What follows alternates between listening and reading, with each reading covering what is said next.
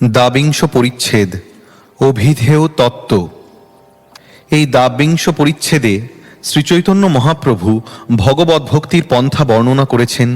প্রথমে তিনি জীবতত্ত্ব এবং ভক্তির শ্রেষ্ঠতা বর্ণনা করেছেন। তারপর তিনি জ্ঞান, যোগ আদির অকর্মণ্যতা, সর্বজীবের ভক্তি বিষয়ক কর্তব্যতা ব্যাখ্যা করেছেন এবং জ্ঞানীদের মুক্তাভিমান যে বৃথা তাও দেখিয়েছেন। ভক্তি মুক্তি সিদ্ধিকাম পরিত্যাগ করে শুদ্ধ ভক্তি যোগে অভীষ্ট লাভ হয় এবং সমস্ত প্রয়োজন সিদ্ধ হয়। যদিও কোনো ব্যক্তির ভজনকালে সেই সমস্ত কাম অজ্ঞতাবশত কিছু অনুস্যূত থাকে, তথাপি শ্রীকৃষ্ণ তা দূর করে তাকে শুদ্ধ ভক্তি দান করেন। মহৎ কৃপা ব্যতীত ভক্তির উদয় হয় না। এই জন্য সাধুসঙ্গ অবশ্যই কর্তব্য। শ্রদ্ধাই অনন্য ভক্তির অধিকার দেয়। এই পরিচ্ছেদে শ্রীচৈতন্য মহাপ্রভু অনন্য ভক্তদের প্রকারভেদ এবং বৈষ্ণবদের স্বভাব সমূহ বর্ণনা করলেন। ভগবদ্ভক্তের সবচাইতে বড় শত্রু ভোগ বাসনা নিয়ে স্ত্রীসঙ্গ করা, অভক্ত সঙ্গ, অসৎসঙ্গ, কেননা তা ভক্তিমার্গে উন্নতি সাধন করার পথের এক মস্ত বড় প্রতিবন্ধক। স্ত্রীসঙ্গ এবং অভক্ত সঙ্গ পরিত্যাগ করে শ্রীকৃষ্ণের শ্রীপাদপদ্মে শরণাগত হওয়া উচিত। এই পরিচ্ছেদে শরণাগতির 6টি লক্ষণও ব্যাখ্যা করা হয়েছে। সাধন ভক্তি বৈধি ও রাগানুগা ভেদে 2 প্রকার।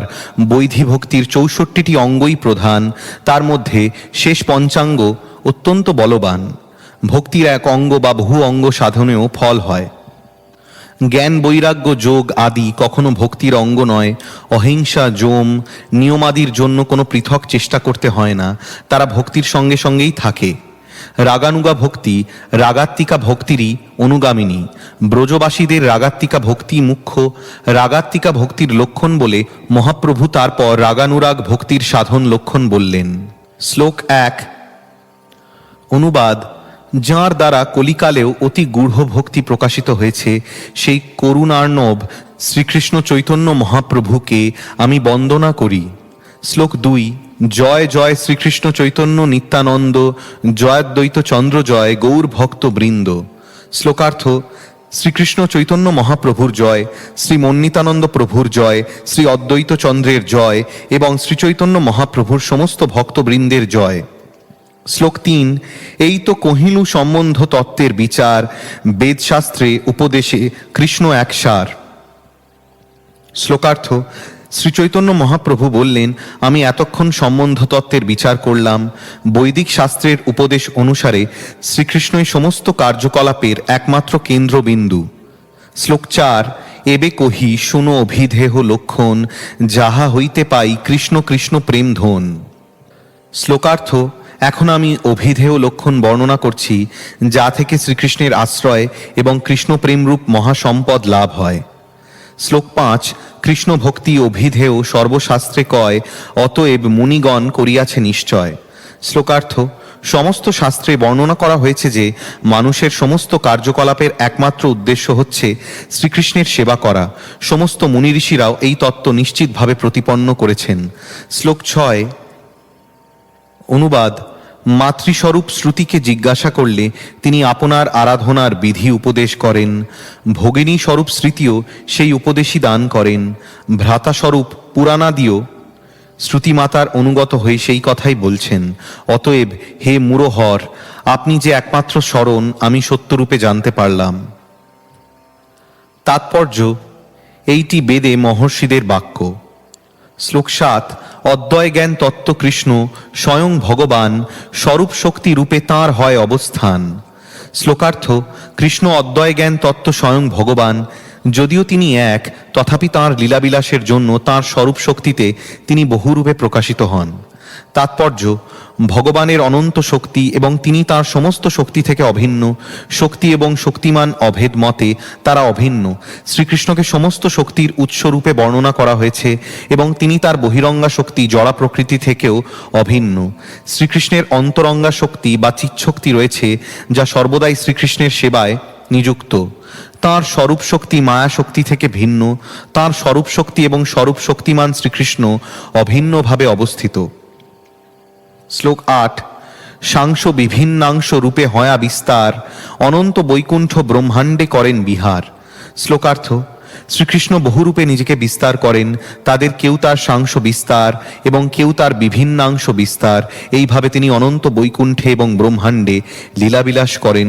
চিদাকাশে ভগবদ্ধামকে বলা হয় বৈকুণ্ঠ এবং জড় আকাশে ব্রহ্মা কর্তৃক বিশাল গোলককে বলা হয় ব্রহ্মাণ্ড। শ্লোক 9। সাংশ বিস্তার চতুর্বুহ অবতারগণ, বিভিন্নাংশ জীব তাঁর শক্তিতে গণন। শ্লোকার্থ: তাঁর সাংশ বিস্তার হচ্ছেন চতুর্বুহ ও অবতারগণ এবং তার বিভিন্নাংশ হচ্ছে জীব। জীব যদিও শ্রীকৃষ্ণের বিস্তার, কিন্তু তবুও তাদের শ্রীকৃষ্ণের শক্তিরূপে গণনা করা হয়। তাৎপর্য: শ্রীকৃষ্ণের সাংশ বিস্তারদের বলা হয় বিষ্ণুতত্ত্ব এবং বিভিন্নাংশ বিস্তারদের বলা হয় জীবতত্ত্ব। জীব যদিও পরমেশ্বরের বিভিন্ন অংশ, তবুও তাদের ভগবানের শক্তিরূপেই গণনা করা হয়। সে কথা বর্ণনা করে শ্রীমদ্ ভগবদ্গীতায় 7:5 বলা হয়েছে, अपरेयमितस्त्वन्यां प्रकृतिं विद्धि मे पराम् जीवभूतां महाबाहो ययेदन्धार्यते जगत्। হে অর্জুন, এই নিকৃষ্ট প্রকৃতির ঊর্ধ্বে আমার একটি উৎকৃষ্ট প্রকৃতি রয়েছে। জীবেরা সেই উৎকৃষ্ট প্রকৃতি সম্ভূত, তারা এই জড়জগৎকে ধারণ করছে। জীব যদিও শ্রীকৃষ্ণের বিভিন্ন অংশ, কিন্তু তবুও তারা প্রকৃতি, পুরুষ নয়। প্রকৃতি, জীব কখনো কখনো পুরুষের কার্যকলাপের অনুকরণ করার চেষ্টা করে। জীব তার অজ্ঞানতাবশত ভগবান সাজতে গিয়ে জড়জগতের বন্ধনে আবদ্ধ হয়। এইভাবে তারা মোহাচ্ছন্ন হয়। জীব কখনো বিষ্ণুতত্ত্ব বা পরমেশ্বর ভগবানের সমকক্ষ হতে পারে না।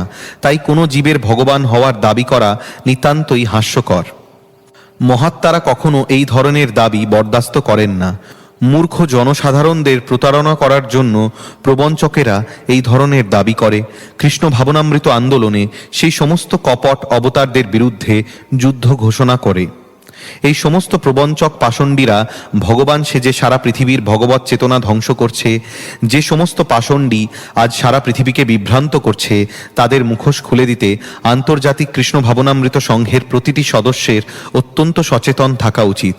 পৌণ্ড্রক নামক এই রকম এক পাষণ্ডী শ্রীকৃষ্ণের কাছে এসে নিজেকে ভগবান বলে ঘোষণা করে এবং শ্রীকৃষ্ণ তৎক্ষণাৎ তাকে সংহার করেন। শ্রীকৃষ্ণের সেবকেরা অবশ্যই এই ধরনের ভণ্ড ভগবানদের হত্যা করতে পারে না, কিন্তু তাদের অন্তত শাস্ত্র প্রমাণের মাধ্যমে পরম্পরার ধারায় লব্ধ জ্ঞানের ভিত্তিতে পরাস্ত করা উচিত। শ্লোক 10।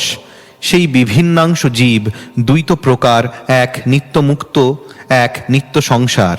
শ্লোকার্থ: ভগবানের বিভিন্নাংশ জীব দুই প্রকার, নিত্যমুক্ত এবং নিত্যবদ্ধ। শ্লোক 11। নিত্যমুক্ত, নিত্য কৃষ্ণচরণে উন্মুখ, কৃষ্ণ পারিষদ নাম ভুঞ্জে সেবা সুখ। শ্লোকার্থ: যাঁরা নিত্যমুক্ত তাঁরা সর্বদাই শ্রীকৃষ্ণের শ্রীপাদপদ্মের প্রতি উন্মুখ। তাঁদের বলা হয় কৃষ্ণ পারিষদ এবং তাঁরা সর্বদা শ্রীকৃষ্ণের সেবা সুখ আস্বাদন করেন। শ্লোক 12। নিত্যবদ্ধ, কৃষ্ণ হইতে নিত্য বহির্মুখ, নিত্য সংসার ভুঞ্জে নরকাদি দুঃখ। শ্লোকার্থ: আর যে সমস্ত জীব নিত্যবদ্ধ তারা সর্বদাই শ্রীকৃষ্ণের থেকে বহির্মুখ, তারা চিরকাল সংসারের বন্ধনে আবদ্ধ এবং তারা নিরন্তর নরকাদি দুঃখ ভোগ করে। শ্লোক 13। সেই দোষে মায়া পিশাচি দণ্ড করে তারে, আধ্যাত্মিকাদি তাপত্রয় তারে জারি মারে। শ্লোকার্থ: শ্রীকৃষ্ণের প্রতি বিমুখ হওয়ার ফলে মায়া পিশাচি বদ্ধ জীবদের দণ্ডদান করে এবং আধ্যাত্মিক আদি ত্রিতাপ দুঃখ প্রদান করে। শ্লোক 14-15। কাম ক্রোধের দাস হয়া তার লাথি খায়, ভ্রমিতে ভ্রমিতে যদি সাধু বৈদ্য পায়, তাঁর উপদেশ মন্ত্রে পিশাচি পলায়, কৃষ্ণ ভক্তি পায় তবে কৃষ্ণ নিকট যায়। শ্লোকার্থ: কাম ক্রোধের দাস হয়ে বদ্ধ জীবেরা তার লাথি খায়। এইভাবে ব্রহ্মাণ্ডে ভ্রমণ করতে করতে যদি সে সৌভাগ্যক্রমে কোনো সাধুরূপ বৈদ্যকে পায়, তাহলে তাঁর উপদিষ্ট মন্ত্র গ্রহণ করার ফলে সেই পিশাচি পালায়। সেই মন্ত্রের আশ্রয় অবলম্বন করার ফলে সে কৃষ্ণ ভক্তি লাভ করে এবং অবশেষে শ্রীকৃষ্ণের কাছে ফিরে যায়। তাৎপর্য: শ্রীল ভক্তি বিনোদ ঠাকুর তাঁর অমৃত প্রবাহ ভাষ্যে 8 থেকে 15 শ্লোকের বিশ্লেষণ করেছেন। ভগবান চতুর্ভুহ রূপে এবং অবতার রূপে সর্বত্র নিজেকে বিস্তার করেছেন। সাংস অবস্থায় শ্রীকৃষ্ণের স্বস্বরূপত্ব সর্বত্র লক্ষিত হয়। জীব তার বিভিন্নাংশ রূপ। জীব ও কৃষ্ণের শক্তির মধ্যে পরিগণিত জীব দুই প্রকার, নিত্যমুক্ত ও নিত্যবদ্ধ। নিত্যবদ্ধ জীবেরা সর্বদা বহিরঙ্গা মায়া শক্তির দ্বারা কবলিত। সে কথা শ্রীমদ্ ভগবদ্গীতায় 7:14 বর্ণিত হয়েছে। दैवी ह्येषा गुणमयी मम माया दुरत्यया। ত্রিগুণাত্মিকাই দৈবী মায়া আমার, এবং এই মায়া শক্তিকে অতিক্রম করা অত্যন্ত কঠিন। নিত্যমুক্ত জীবেরা কখনোই মায়া সম্বন্ধ আস্বাদন করেননি। তাঁরা শ্রীকৃষ্ণের চিন্ময় ধামে শ্রীকৃষ্ণের চরণোন্মুখ থেকে কৃষ্ণ পারিষদ নামে পরিচিত এবং কৃষ্ণ সেবন্মুখী তাঁদের ভোগ। নিত্যবদ্ধ জীবেরা শ্রীকৃষ্ণ থেকে নিত্য বহির্মুখ হয়ে সংসারে স্বর্গ নরকাদি সুখ দুঃখ ভোগ করে। কৃষ্ণ বহির্মুখতা দোষের জন্য মায়া পিশাচী তাদের স্থূল ও লিঙ্গ আবরণে বদ্ধ করে দণ্ড প্রদান করে, অর্থাৎ আধ্যাত্মিক আদি তাপত্রয় তাদের জর্জরিত করে। তারা কাম ক্রোধ আদি ষড়রিপুর বশীভূত হয়ে মায়া পিশাচীর লাথি খেতে থাকে। এইটি জীবের রোগ।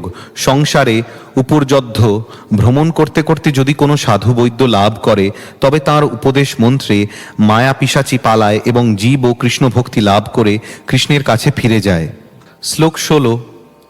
অনুবাদ: হে ভগবান, কাম ক্রোধ আদির কত প্রকার দুষ্ট আদেশই আমি পালন করেছি, তথাপি আমার প্রতি তাদের করুণা হয়নি এবং আমার লজ্জারও উপশম হল না। হে যদুপতে, আপাতত আমি তাদের পরিত্যাগ করে সুবুদ্ধি লাভ করে তোমার অভয়চরণে শরণাগত হলাম। তুমি এখন আমাকে তোমার দাসত্বে নিযুক্ত করো। তাৎপর্য: এই শ্লোকটি ভক্তি রসামৃত সিন্ধু 3:2-35 থেকে উদ্ধৃত। আমরা যখন হরে কৃষ্ণ মহামন্ত্র কীর্তন করি, তখন আমরা বলি হরে, হে ভগবানের শক্তি, হে ভগবান শ্রীকৃষ্ণ। এইভাবে ভগবান এবং চিন্ময় শক্তি রাধাকৃষ্ণ সীতারাম বা লক্ষ্মীনারায়ণকে সম্বোধন করি। ভক্তরা সর্বদা ভগবান এবং তার অন্তরঙ্গা শক্তির কাছে এইভাবে প্রার্থনা করেন যাতে তিনি তাঁদের প্রেমময়ী সেবায় যুক্ত হতে পারেন।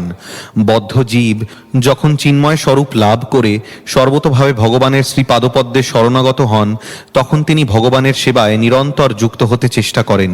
সেইটিই হচ্ছে জীবের যথার্থ স্বরূপ। শ্লোক 17। কৃষ্ণ ভক্তি হয় অভিধেয় প্রধান, ভক্তিমুখ নিরীক্ষক কর্মযোগ জ্ঞান। শ্লোকার্থ: ভগবত ভক্তি জীবের মুখ্য বৃত্তি। কর্ম জ্ঞান যোগ আদি মুক্তির বিভিন্ন পন্থা রয়েছে, কিন্তু তারা সকলেই ভক্তির উপর নির্ভরশীল। শ্লোক 18। এই সব সাধনের অতি তুচ্ছ বল, কৃষ্ণ ভক্তি বিনা তাহা দিতে নারে ফল। শ্লোকার্থ: এই সমস্ত পন্থার সাধনের বল অত্যন্ত তুচ্ছ। কৃষ্ণ ভক্তি বিনা তারা বাঞ্ছিত ফল প্রদান করতে পারে না। তাৎপর্য: শাস্ত্রে অনেক জায়গায় কর্মকে, অনেক জায়গায় যোগকে এবং অনেক জায়গায় জ্ঞানকে অভিধেয় বলে নির্দেশ করা হয়েছে, তথাপি সর্বত্র ভক্তিকে সর্বপ্রধান নিত্য অভিধেয় বলে উল্লেখ করা হয়েছে।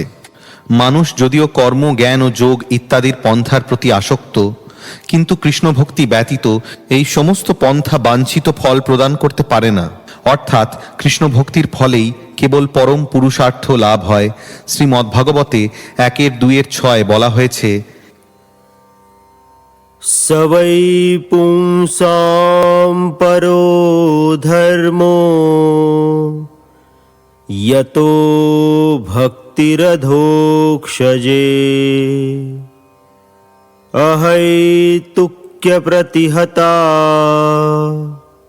ययात्मा सुप्रसीदति।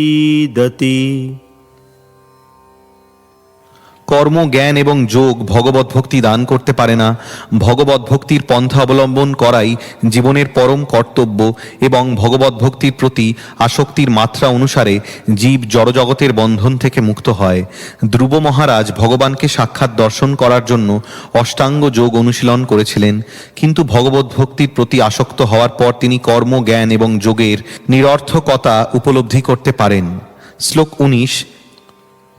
অনুবাদ: নৈষ্কর্মরূপ নির্মল জ্ঞানই যখন ভগবত ভক্তি বর্জিত হলে শোভা পায় না, তখন জড় কলুষযুক্ত কর্ম নিষ্কাম হলেও যদি তা ভগবানে অর্পিত না হয়, তাহলে তা কিভাবে শোভা পাবে? তাৎপর্য: এই শ্লোকটি শ্রীমদ্ভাগবত 1:5-12 থেকে উদ্ধৃত। শ্রীল ব্যাসদেব বহু তপস্যা অনুষ্ঠান এবং সর্বশাস্ত্র প্রণয়ন করা সত্ত্বেও আত্মপ্রসাদ লাভে বঞ্চিত হয়ে অপ্রসন্ন চিত্তে মনে মনে নানা তর্ক বিতর্ক ও অনুতাপ করেছিলেন। তখন অন্তর্যামী গুরুদেব শ্রী নারদ মুনি সেখানে এসে উপস্থিত হন এবং তাঁকে বলেন, পরমেশ্বর ভগবানের নির্মল কার্যকলাপ লিপিবদ্ধ করার মাধ্যমেই কেবল তিনি যথার্থ প্রসন্নতা লাভ করতে পারেন। এইভাবে নারদ মুনি শ্রীল ব্যাসদেবকে কর্মকাণ্ড এবং জ্ঞানকাণ্ডের নিরর্থকতা প্রতিপন্ন করে উপাসনা কাণ্ডের প্রাধান্য সম্বন্ধে উপদেশ দিলেন। তখন শ্রীল ব্যাসদেব শ্রীমদ্ভাগবত রচনা করতে শুরু করেন। শ্লোক 20। অনুবাদ: তপস্বীগণ, দানপর ব্যক্তিগণ, যশস্বীগণ, মনস্বীগণ ও বেদমন্ত্রে অভিজ্ঞ ব্যক্তিগণ তাঁদের সেই সেই কর্ম সুমঙ্গল হলেও যাকে অর্পণ না করলে কিছুতেই মঙ্গল লাভ করতে পারেন না, সেই মঙ্গল কীর্তি ভগবানকে আমি বারবার নমস্কার করি। তাৎপর্য: এই শ্লোকটি শ্রীমদ্ভাগবত 2:4-17 থেকে উদ্ধৃত। শ্লোক 21। কেবল জ্ঞান মুক্তি দিতে নারে ভক্তি বিনে, কৃষ্ণন্মুখে সেই মুক্তি হয় বিনা জ্ঞানে। শ্লোকার্থ: ভক্তি বিনা কেবল জ্ঞান মুক্তি দিতে পারে না, কিন্তু কৃষ্ণন্মুখ হলে জ্ঞান বিনা সেই মুক্তি লাভ হয়। তাৎপর্য: কেবল জ্ঞান কখনো জীবকে জড়বন্ধন থেকে মুক্ত করতে পারে না। জড় এবং ব্রহ্মের মধ্যে পার্থক্য নিরূপণ করতে সমর্থ হলেও কেউ যদি ভ্রান্তিবশত মনে করে যে জীব এবং ভগবান একই পর্যায়ের, তার পক্ষে কখনোই মুক্তি লাভ করা সম্ভব নয়। পক্ষান্তরে নিজেকে ভগবানের সমকক্ষ বলে মনে করার ফলে সে পুনরায় জড়জগতের আবর্তে পতিত হয়। কিন্তু সেই ধরনের ব্যক্তি যদি সৌভাগ্যক্রমে শুদ্ধ ভক্তের সান্নিধ্য লাভ করেন, তাহলে তিনি জড়বন্ধন থেকে মুক্ত হয়ে ভগবানের সেবায় যুক্ত হন। এই সম্পর্কে বিল্বমঙ্গল ঠাকুরের একটি প্রার্থনা অত্যন্ত তাৎপর্যপূর্ণ। ভক্তিস্ত্বয়ি স্থিরতরা ভগবান यदि स्यात् दैवेन नः फलति दिव्य किशोरमूर्ति मुक्ति स्वयं मुकुलिताञ्जलिः सेवते स्मान् धर्मार्थ कामगतयः समयः प्रतीक्षाः। হে ভগবান, কেউ যদি নিষ্ঠা সহকারে আপনার শুদ্ধ ভক্তিতে যুক্ত হন, তাহলে আপনি আপনার দিব্য কিশোর মূর্তিতে তার সামনে প্রকাশিত হন। মুক্তি স্বয়ং তার সামনে হাত জোড় করে সেবা লাভের প্রতীক্ষা করেন। অর্থাৎ ভগবত ভক্তির অনুশীলন হলে অন্য কোনো রকম প্রচেষ্টা ব্যতীত ধর্ম, অর্থ, কাম এবং মোক্ষ আপনা থেকেই লাভ হয়ে যায়। শ্লোক 22। অনুবাদ: হে ভগবান, তোমাকে ভক্তি করাই সর্বশ্রেষ্ঠ পথ। তা পরিত্যাগ করে যারা কেবল জ্ঞান লাভের জন্য, অর্থাৎ আমি ব্রহ্ম, এইটি জানবার জন্য নানা প্রকার ক্লেশ স্বীকার করে, স্থূল তুষকে পেষণ করে যেমন চাল পাওয়া যায় না, তেমনি তাদের পরিশ্রম সম্পূর্ণরূপে ব্যর্থ হয়। তাৎপর্য: এই শ্লোকটি শ্রীমদ্ভাগবত 10:14-4 থেকে উদ্ধৃত। শ্লোক 23। অনুবাদ: আমার এই ত্রিগুণময়ী মায়াশক্তিকে অতিক্রম করা অত্যন্ত কঠিন, কিন্তু যারা সর্বতোভাবে আমাকে প্রপত্তি করে তারা অতি সহজেই এই মায়াকে অতিক্রম করতে পারে। তাৎপর্য: এই শ্লোকটি শ্রীমদ্ভগবদ্গীতা 7:14 থেকে উদ্ধৃত। শ্লোক 24। কৃষ্ণ নিত্যদাস, জীব তাহা ভুলি গেল, এই দোষে মায়া তার গলায় বান্ধিল। শ্লোকার্থ: জীব যে কৃষ্ণের নিত্যদাস, এই সত্য বিস্তৃত হওয়াতেই মায়া জীবকে নানা প্রকারে প্রলুব্ধ ও বিমোহিত করে ত্রিগুণ শৃঙ্খলে গলদেশে আবদ্ধ করলেন। শ্লোক 25। তাতে কৃষ্ণ ভজে, করে গুরুর সেবন, মায়াজাল ছুটে পায় কৃষ্ণের চরণ। শ্লোকার্থ: বদ্ধ জীব যদি ভগবান শ্রীকৃষ্ণের প্রতি ভক্তিপরায়ণ হয় এবং গুরুদেবের সেবা করে, তাহলে তিনি মায়াজাল থেকে মুক্ত হয়ে কৃষ্ণ পাদপদ্ম লাভ করে। তাৎপর্য: প্রতিটি জীব শ্রীকৃষ্ণের নিত্যদাস। মায়ার প্রভাবে জড়সুখের প্রতি লালায়িত হওয়ার ফলে জীব সে কথা বিস্তৃত হয়। মায়ার দ্বারা মোহাচ্ছন্ন হয়ে জীব মনে করে যে জড়সুখই একমাত্র ঈপ্সিত বস্তু। এই জড় চেতনাবদ্ধ জীবের গলার একটি শৃঙ্খলের মতো। যতক্ষণ সে ধারণার দ্বারা আবদ্ধ থাকে ততক্ষণ সে মায়ার বন্ধন থেকে মুক্ত হতে পারে না। কিন্তু শ্রীকৃষ্ণের কৃপায় যদি তিনি সদ্গুরুর সান্নিধ্য লাভ করে এবং তার সেবা করে তাঁর আদেশ পালন করে এবং এইভাবে ভগবানের সেবায় যুক্ত হয়, তাহলে সে অচিরেই মুক্তি লাভ করে শ্রীকৃষ্ণের চরণাশ্রয় লাভ করে। শ্লোক ২৬। চারি বর্ণাশ্রমী যদি কৃষ্ণ নাহি ভজে, সকর্ম করিতে সে রৌরবে পড়ি মজে। শ্লোকার্থ: বর্ণাশ্রম ধর্মের অনুগামীরা যদি শ্রীকৃষ্ণের ভজনা না করে, তাহলে তারা তাদের সকর্মের ফলে রৌরব নামক নরকে নিমজ্জিত হয়। তাৎপর্য: ব্রাহ্মণ, ক্ষত্রিয়, বৈশ্য ও শূদ্র যদি তাদের স্ব বর্ণ ধর্ম সুষ্ঠুভাবে পালন করেও, অথবা ব্রহ্মচারী, গৃহস্থ, বানপ্রস্থ ও সন্ন্যাসী যদি তাদের নিজ নিজ ধর্ম সর্বতোভাবে পালন করেও কৃষ্ণ ভজন না করে, তাহলে তারা প্রাকৃত অভিমান বশে উচ্চতা লাভ করেও অবশেষে পুণ্যক্ষয়ে অবশ্যই রৌরবে পতিত হয়। অপ্রাকৃত ভক্তির অনুশীলন ব্যতীত বিষয়ী বর্ণাশ্রমের কোনো মঙ্গলই হয় না, সে কথা শ্রীমদ্ভাগবত 11:5-2-3 থেকে উদ্ধৃত। পরবর্তী শ্লোক দুটিতে তা প্রতিপন্ন হয়েছে। শ্লোক 27। অনুবাদ: ব্রহ্মার মুখ থেকে ব্রাহ্মণ, বাহু থেকে ক্ষত্রিয়, উরু থেকে বৈশ্য ও পদ হইতে শূদ্র, এই চারটি বর্ণ পৃথক পৃথক আশ্রমসহ এবং স্বীয় বর্ণগত গুণসহ উদ্ভূত হয়েছে। শ্লোক 28। অনুবাদ: এই চার বর্ণাশ্রমের মধ্যে যারা তাদের প্রভু ভগবান বিষ্ণুর সাক্ষাৎ ভজন না করে নিজের নিজের বর্ণ এবং আশ্রমের অহংকারে তাঁর ভজনে অবজ্ঞা করে, তারা স্বস্থান ভ্রষ্ট হয়ে অধঃপতিত হয়। শ্লোক 29। জ্ঞানী জীবনমুক্ত দশা পাইনু করি মানে, বস্তুত বুদ্ধি শুদ্ধ নহে কৃষ্ণ ভক্তি বিনে। শ্লোকার্থ: মায়াবাদ প্রভৃতি মতালম্বী ব্যক্তিরা নিজেদের জ্ঞানী বলে মনে করে এবং তারা মনে করে যে তারা জীবনমুক্ত হয়ে গেছে, কিন্তু প্রকৃতপক্ষে কৃষ্ণ ভক্তি ব্যতীত বুদ্ধি কখনো শুদ্ধ হয় না। শ্লোক 30। অনুবাদ: হে অরবিন্দাক্ষ, যারা বিমুক্ত হয়েছে বলে অভিমান করে, আপনার প্রতি ভক্তিবিহীন হওয়ায় তাদের বুদ্ধি অবিশুদ্ধ। তারা ভূকৃচ্ছ সাধন করে মায়াতীত পরম পদ ব্রহ্ম পর্যন্ত আরোহণ করে ভগবৎ ভক্তির অনাদর করার ফলে অধঃপতিত হয়। তাৎপর্য: এই শ্লোকটি শ্রীমদ্ভাগবত 10:2-32 থেকে উদ্ধৃত। শ্লোক 31। কৃষ্ণ সূর্য সম, মায়া হয় অন্ধকার, যাহা কৃষ্ণ তাহা নাহি মায়ার অধিকার। শ্লোকার্থ: শ্রীকৃষ্ণকে সূর্যের সঙ্গে তুলনা করা হয়েছে এবং মায়াকে অন্ধকারের সঙ্গে তুলনা করা হয়েছে। সূর্য কিরণের প্রকাশ হলে যেমন আর সেখানে অন্ধকার থাকতে পারে না, তেমনি কেউ যদি কৃষ্ণ ভক্তির পন্থা অবলম্বন করেন, তখন মায়ার অন্ধকার তৎক্ষণাৎ সেখান থেকে দূর হয়ে যায়। তাৎপর্য: শ্রীমদ্ভাগবতে 2:9-34 বলা হয়েছে, ऋतेऽर्थं यत् प्रतीयेत न प्रतीयेत चात्मनि, तद्विद्यादात्मनो मायां यथा भासो यथा तमः।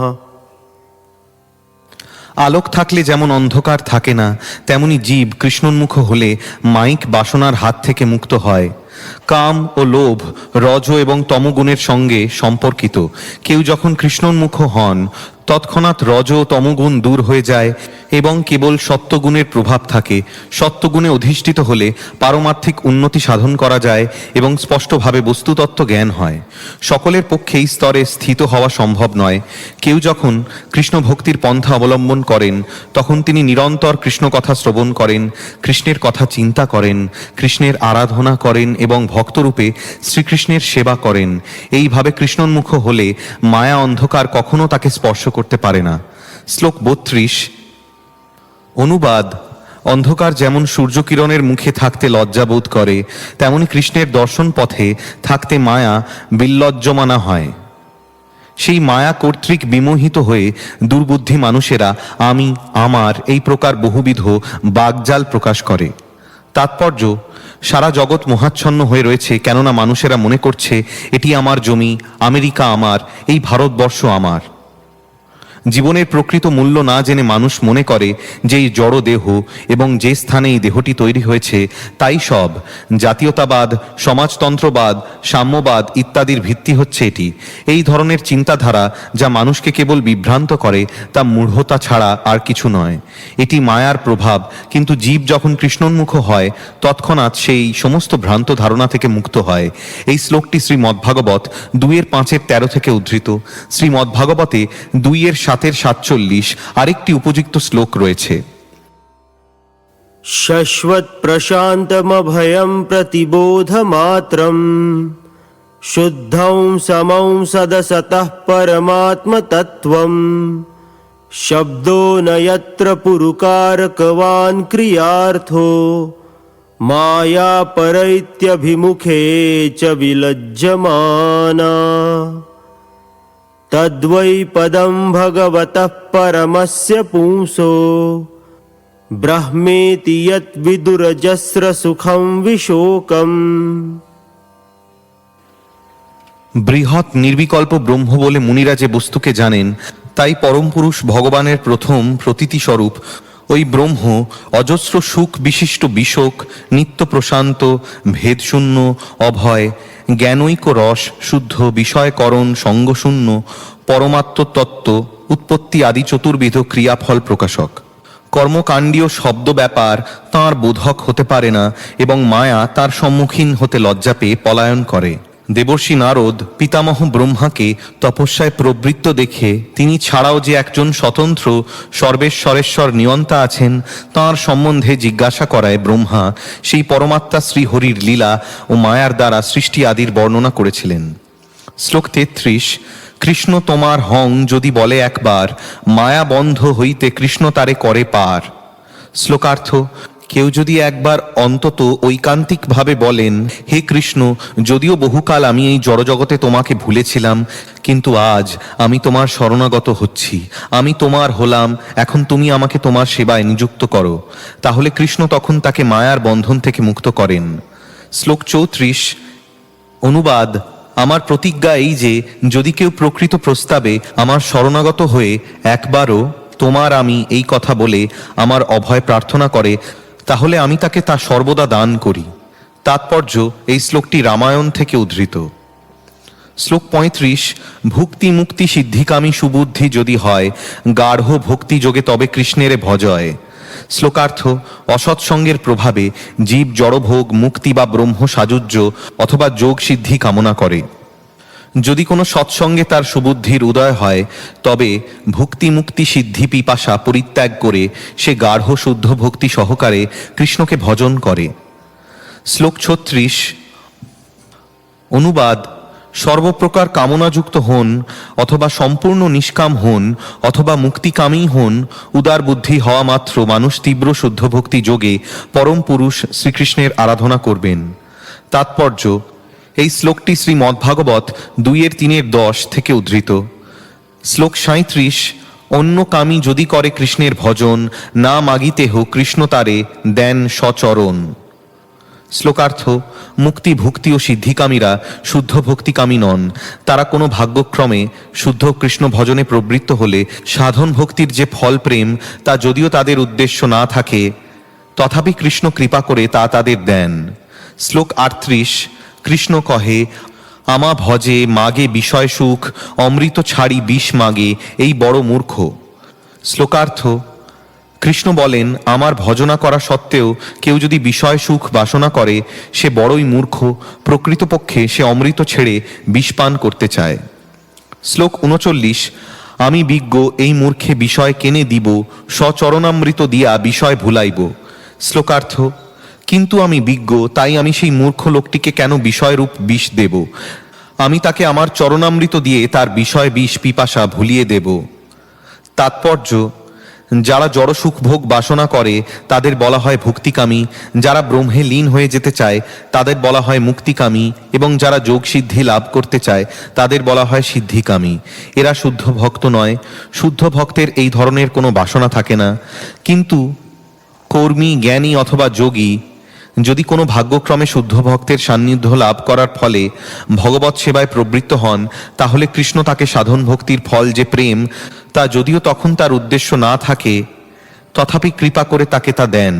কেউ যদি ভগবৎ ভক্তি সম্পাদন করার মাধ্যমে জড় সুখভোগ বাসনা করেন, শ্রীকৃষ্ণ সেই জড় বাসনার নিন্দা করেছেন। ভগবানের সেবায় যুক্ত হয়ে জড় ভোগ বাসনা করা নিতান্তই মূর্খতা। সেই লোকেরা মূর্খ হতে পারে, কিন্তু শ্রীকৃষ্ণ অত্যন্ত বিজ্ঞ, তাই তিনি তাকে এমনভাবে ভগবৎ ভক্তিতে যুক্ত করেন যে ভগবৎ ভক্তির অমৃতময় স্বাদ আস্বাদন করে তার আর জড়ভোগ বাসনা থাকে না। আমরা যদি প্রকৃতপক্ষে শ্রীকৃষ্ণের শ্রী পাদপদ্মে শরণাগত হই, তাহলে শ্রীকৃষ্ণের সন্তুষ্টি বিধান করাই আমাদের একমাত্র বাসনা হওয়া উচিত। সেইটিই শুদ্ধ কৃষ্ণ ভক্তি। শরণাগতি মানে ভগবানের কাছ থেকে দাবি করা নয়, পক্ষান্তরে সর্বতোভাবে তাঁর কৃপার উপর নির্ভর করা। শ্লোক 40। অনুবাদ: কেউ যখন শ্রীকৃষ্ণের কাছে প্রার্থনা করেন, তখন শ্রীকৃষ্ণ তার সেই প্রার্থনা পূর্ণ করেন, সে কথা সত্য, কিন্তু যা থেকে পুনঃ পুনঃ প্রার্থনার উদয় হয়, সেই প্রকার বস্তু তিনি দান করেন না। অন্য কামনাযুক্ত হয়ে কেউ যখন শ্রীকৃষ্ণের ভজনা করেন, কৃষ্ণ স্বয়ংই তাদের অন্য কামনা শান্তিকারী তাঁর শ্রী পাদপদ্মের আশ্রয় দান করেন। তাৎপর্য: এই শ্লোকটি শ্রীমদ্ভাগবত 5:19-27 থেকে উদ্ধৃত। শ্লোক 41। কাম লাগি কৃষ্ণে ভজে, পায় কৃষ্ণ রসে, কাম ছাড়ি দাস হইতে হয় অভিলাষে। শ্লোকার্থ: জড় কামনা চরিতার্থ করার উদ্দেশ্যে কেউ যখন কৃষ্ণ ভজন করেন, তাহলে তার সেই কাম দূর হয়ে যায় এবং তিনি কৃষ্ণরস প্রাপ্ত হন। কৃষ্ণ ভজন এমনই পবিত্র বস্তু যে তা অনুশীলন করার ফলে অচিরে সমস্ত কাম থেকে মুক্ত হয়ে কৃষ্ণের দাস হওয়ার অভিলাষ হয়। শ্লোক 42। অনুবাদ: ধ্রুব মহারাজকে কৃষ্ণ বর দিতে ইচ্ছা করলে ধ্রুব মহারাজ বললেন, হে প্রভু, আমি এই জড়জগতে উচ্চপদ লাভ করার বাসনায় তোমার তপস্যায় রত হয়েছিলাম, কিন্তু এখন দেবতা ও মুনীন্দ্রেও দুর্লভ তোমাকে প্রাপ্ত হয়ে আমি কৃতার্থ হয়েছি। সামান্য কাঁচ অন্বেষণ করতে করতে আমি দিব্য রত্ন পেয়েছি, আমি আর অন্য বর প্রার্থনা করি না। তাৎপর্য: এই শ্লোকটি হরিভক্তি সুধোদয় 7:28 থেকে উদ্ধৃত। শ্লোক 43। সংসার ভ্রূমিতে কোনো ভাগ্যে কেহ তরে, নদীর প্রবাহে যেন কাষ্ঠ লাগে তীরে। শ্লোকার্থ: অসংখ্য বদ্ধজীব রয়েছে যারা কৃষ্ণ ভক্তিবিহীন কিভাবে ভবসমুদ্র পার হতে হয় তা না জেনে তারা সেই সমুদ্রের জোয়ার ভাটায় নিরন্তর বিক্ষিপ্ত হচ্ছে, কিন্তু সৌভাগ্যক্রমে শুদ্ধ ভক্তের সান্নিধ্য লাভ করার ফলে জীব এই সংসার সমুদ্র থেকে উদ্ধার পায়। ঠিক যেমন নদীর প্রবাহের ঘাত প্রতিঘাতে কোনো এক কাষ্ঠ খণ্ড কূলে এসে উপস্থিত হয়। শ্লোক 44। অনুবাদ: আমি অত্যন্ত অধম বলে ভগবানের দর্শন পাব না, আমার এরকম আশঙ্কা মিথ্যা। কাল নদীর বেগে বাহিত হয়ে কখনো কখনো কেউ কেউ নদী পারও হয়ে যান। তাৎপর্য: এই শ্লোকটি শ্রীমদ্ভাগবত 10:38-5 থেকে উদ্ধৃত। শ্লোক 45। কোন ভাগ্যে কারো সংসার ক্ষয়োন্মুখ হয়, সাধু সঙ্গে তবে কৃষ্ণের অতি উপজয়। শ্লোকার্থ: ভাগ্যক্রমে কেউ যদি সংসার সমুদ্র উত্তীর্ণ হওয়ার যোগ্যতা অর্জন করেন এবং এইভাবে তার ভববন্ধন ক্ষয় উন্মুখ হয়, তাহলে সাধুসঙ্গের প্রভাবে তার কৃষ্ণের প্রতি আসক্তির উদয় হয়। তাৎপর্য: এই বিষয়টির বিশ্লেষণ করে শ্রীল ভক্তি বিনোদ ঠাকুর লিখেছেন, এই স্থলে ভাগ্য শব্দের অর্থ কি কেবল ঘটনা মাত্র, না আর কিছু? ভক্তিশাস্ত্র সুকৃতিকেই ভাগ্য বলেন। সুকৃতি 3 প্রকার: ভক্তি উন্মুখী সুকৃতি, ভোগ উন্মুখী সুকৃতি এবং মোক্ষ উন্মুখী সুকৃতি। যে সমস্ত কার্য সংসারে শুদ্ধ ভক্তি জনক বলে স্থির আছে, সেই সমস্ত কার্য ভক্তি উন্মুখী সুকৃতিকে উৎপন্ন করে। যে সমস্ত কার্যের ফল বিষয় ভোগ, সেই সমস্ত কার্যই ভোগ উন্মুখী সুকৃতিপ্রদ। যে সমস্ত কার্যের ফল মোক্ষ, সেই সমস্ত কার্যই মোক্ষ উন্মুখী সুকৃতি জনক। সংসার ক্ষয়পূর্বক স্বরূপ ধর্ম কৃষ্ণ ভক্তির উদ্বোধিনী সুকৃতি যখন পুষ্ট হয়ে ফলোন্মুখ হয়, তখনই ভক্ত সাধু সঙ্গে সংসার থেকে উদ্ধার পান এবং কৃষ্ণে তাঁর রতি উৎপন্ন হয়। শ্লোক 46। অনুবাদ: হে অচ্যুত, সংসারে ভ্রমণ করতে করতে কেউ যদি ভববন্ধন থেকে মুক্ত হওয়ার যোগ্যতা অর্জন করেন, তাহলে তিনি ভগবৎ ভক্তদের সঙ্গ লাভ করার সৌভাগ্য অর্জন করেন। সেই সাধু সঙ্গের প্রভাবে সমস্ত জগতের ঈশ্বর এবং ভক্তদের পরম গতি আপনার প্রতি তার ভক্তির উদয় হয়। তাৎপর্য, এই শ্লোকটি শ্রীমদ্ভাগবত 10:51-53 থেকে উদ্ধৃত। শ্লোক 47।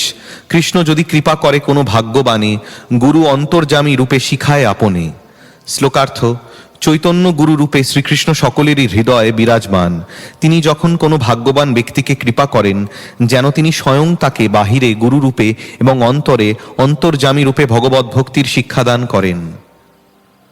শ্লোক 48।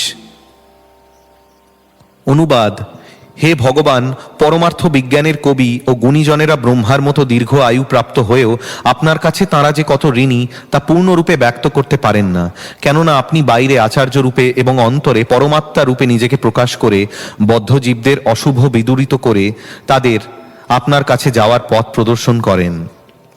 তাৎপর্য, এই শ্লোকটি শ্রীমদ্ভাগবতে 11:29-6 শ্রীকৃষ্ণের কাছে যোগ সম্বন্ধে শিক্ষালাভ করার পর উদ্ভবের উক্তি। শ্লোক 49। সাধু সঙ্গে কৃষ্ণ ভক্তে শ্রদ্ধা যদি হয়, ভক্তি ফল প্রেম হয়, সংসার যায় ক্ষয়।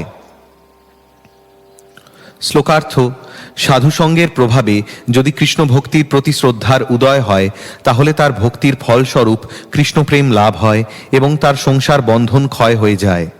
শ্লোক 50। অনুবাদ: সৌভাগ্যক্রমে যে ব্যক্তি আমার কথাতে শ্রদ্ধাবান, যিনি বিষয়ের প্রতি অতি বিরক্তও নন এবং অতিশয় আসক্তও নন, তার পক্ষে ভক্তিযোগ অনুশীলনের মাধ্যমেই প্রেম ভক্তি লাভ করা সম্ভব। তাৎপর্য, এই শ্লোকটি শ্রীমদ্ভাগবতে 11:20-8 এই জড়জগৎ থেকে অপ্রকট হওয়ার ঠিক পূর্বে উদ্ভবের প্রতি শ্রীকৃষ্ণের উপদেশ। শ্লোক 51। মহৎ কৃপা বিনা কোনো কর্মে ভক্তি নয়, কৃষ্ণ ভক্তি দূরে রহু, সংসার নহে ক্ষয়। শ্লোকার্থ, শুদ্ধ ভক্তের কৃপা ব্যতীত ভগবত ভক্তি লাভ করা সম্ভব নয়। কৃষ্ণ ভক্তি তো দূরের কথা, তার সংসার বন্ধন ও মোচন হয় না। তাৎপর্য, পুণ্য কর্মের ফলে জড় ঐশ্বর্য লাভ হয়, কিন্তু শতপুণ্যের ফলেও দান ধ্যান বা হাসপাতাল আদি প্রতিষ্ঠা করেও অপ্রাকৃত কৃষ্ণ ভক্তি লাভ হয় না। একমাত্র শুদ্ধ ভক্তের কৃপার প্রভাবে কৃষ্ণ ভক্তি লাভ হয়। শুদ্ধ ভক্তের কৃপা ব্যতীত জড়জগতের বন্ধন থেকেও মুক্ত হওয়া যায় না। এই শ্লোকে মহৎ শব্দে শুদ্ধ ভক্তকে বোঝানো হয়েছে। সেই সম্বন্ধে শ্রীমদ্ ভগবদ্ গীতায় 9:13 বলা হয়েছে, महात्मानस्तु मां पार्थ दैवीं प्रकृतिमाश्रिताः भजन्त्यनन्यमनसो ज्ञात्वा भूतादिमव्ययम्। হে পার্থ, যারা আমার দৈবী প্রকৃতির আশ্রিত এবং আমাকে পরমেশ্বর ভগবান রূপে জেনে অনন্য চিত্তে আমার ভজনা করেন, তাঁরাই মহাত্মা। শ্রীকৃষ্ণকে সমস্ত সৃষ্টির পরম উৎসরূপে গ্রহণ করেছেন, সেই ধরনের মহাত্মাদেরও সঙ্গ করা উচিত। মহাত্মা না হলে কৃষ্ণের পরম পদ হৃদয়ঙ্গম করা যায় না। মহাত্মা সুদুর্লভ এবং প্রাকৃত জগতের অতীত। তিনি ভগবান শ্রীকৃষ্ণের শুদ্ধ ভক্ত। মূর্খ মানুষেরা শ্রীকৃষ্ণকে একজন সাধারণ মানুষ বলে মনে করে এবং কৃষ্ণের শুদ্ধ ভক্তদেরও সাধারণ মানুষ বলে মনে করে। মানুষ যে অবস্থাতেই থাকুক না কেন, তাকে অবশ্যই শুদ্ধ ভক্ত মহাত্মা শ্রী পাদপদ্মের আশ্রয় গ্রহণ করতে হয় এবং তাকে সমগ্র সমাজের পরম হিতৈষী বলে জানতে হয়। এই প্রকার মহাত্মার চরণাশ্রয় গ্রহণ করে তাঁর অহৈতুকী কৃপা ভিক্ষা করতে হয়। তাঁর আশীর্বাদের ফলেই কেবল জড় বিষয়ক শক্তি থেকে মুক্ত হওয়া যায়। এইভাবে জড় বিষয় আসক্তি থেকে মুক্ত হলে মহাত্মার কৃপায় ভগবানের অপ্রাকৃত সেবায় যুক্ত হওয়া যায়। শ্লোক 52। অনুবাদ: হে রহুগণ, মহাজনের শ্রীপাদপদ্মের ধূলিকণার দ্বারা অভিষিক্ত না হলে তপস্যার দ্বারা, বৈদিক অর্চনাদির দ্বারা, সন্ন্যাস পালন দ্বারা, গার্হস্থ ধর্ম পালন দ্বারা, বেদ পাঠ দ্বারা অথবা জল অগ্নি সূর্যের দ্বারা কখনোই ভগবত ভক্তি লব্ধ হয় না। তাৎপর্য, এই শ্লোকটি শ্রীমদ্ভাগবত 5:12 থেকে উদ্ধৃত। এখানে জড় ভরত মহারাজ রহুগণকে বলছেন কিভাবে পরমহংস স্তর লাভ করা যায়। সিন্ধু সৌবীরের রাজা মহারাজ রহুগণ জড় ভরতকে জিজ্ঞাসা করেছিলেন কিভাবে তিনি পরমহংস স্তর লাভ করেছেন।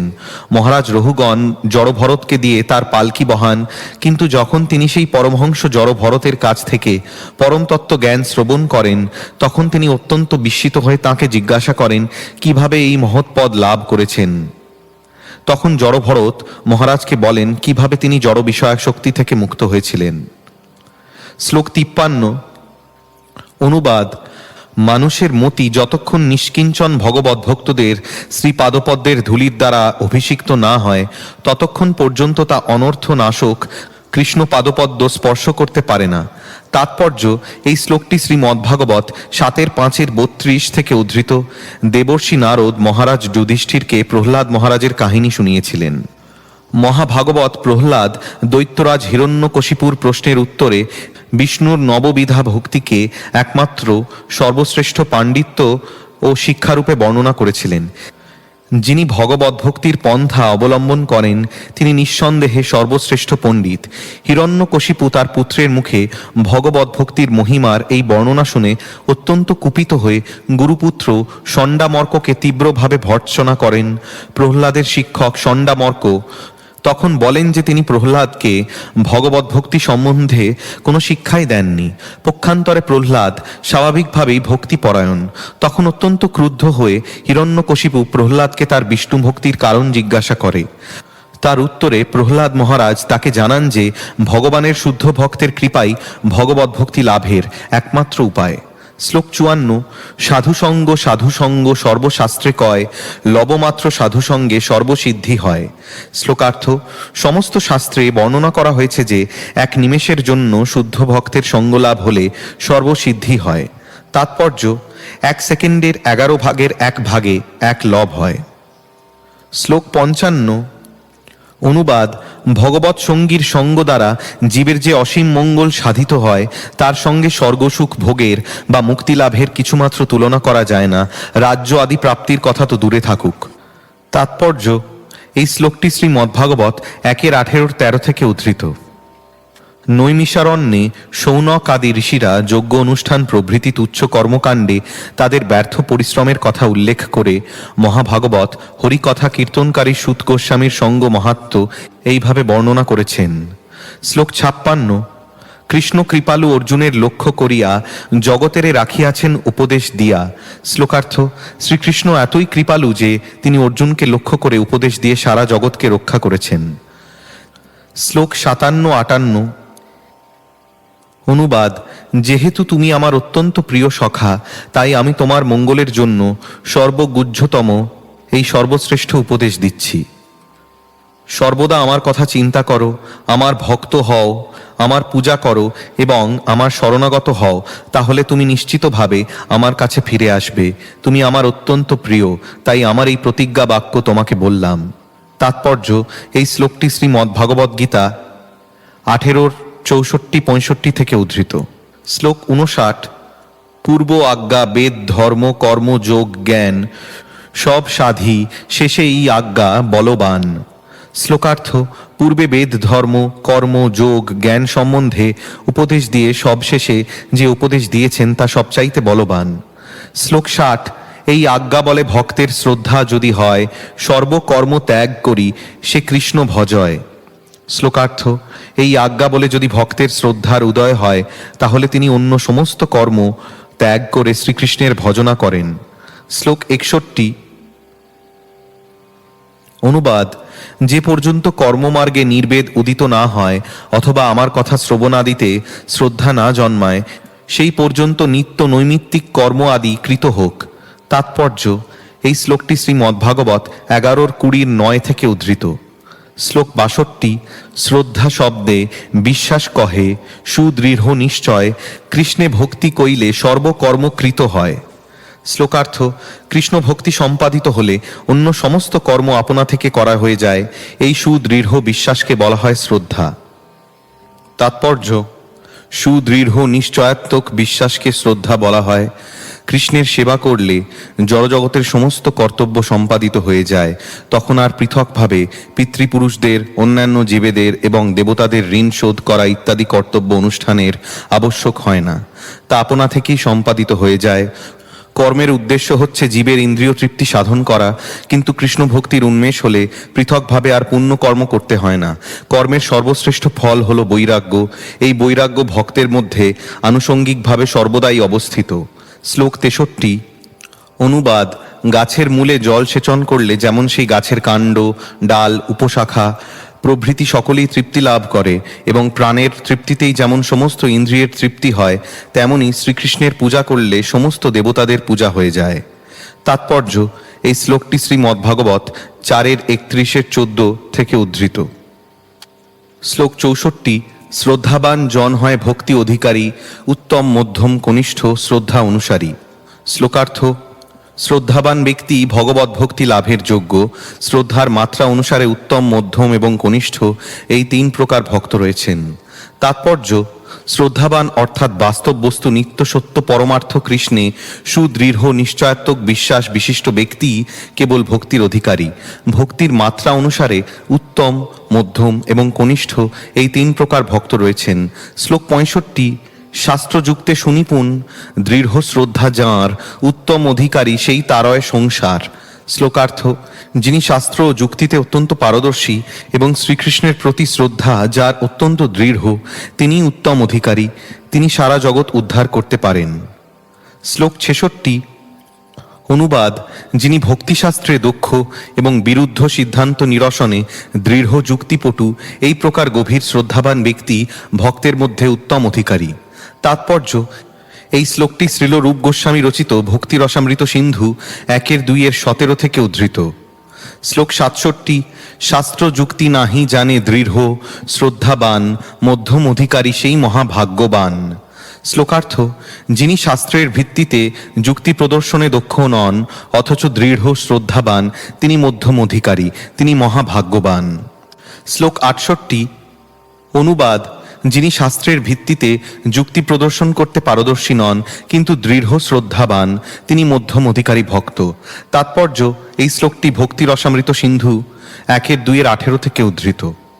শ্লোক 69।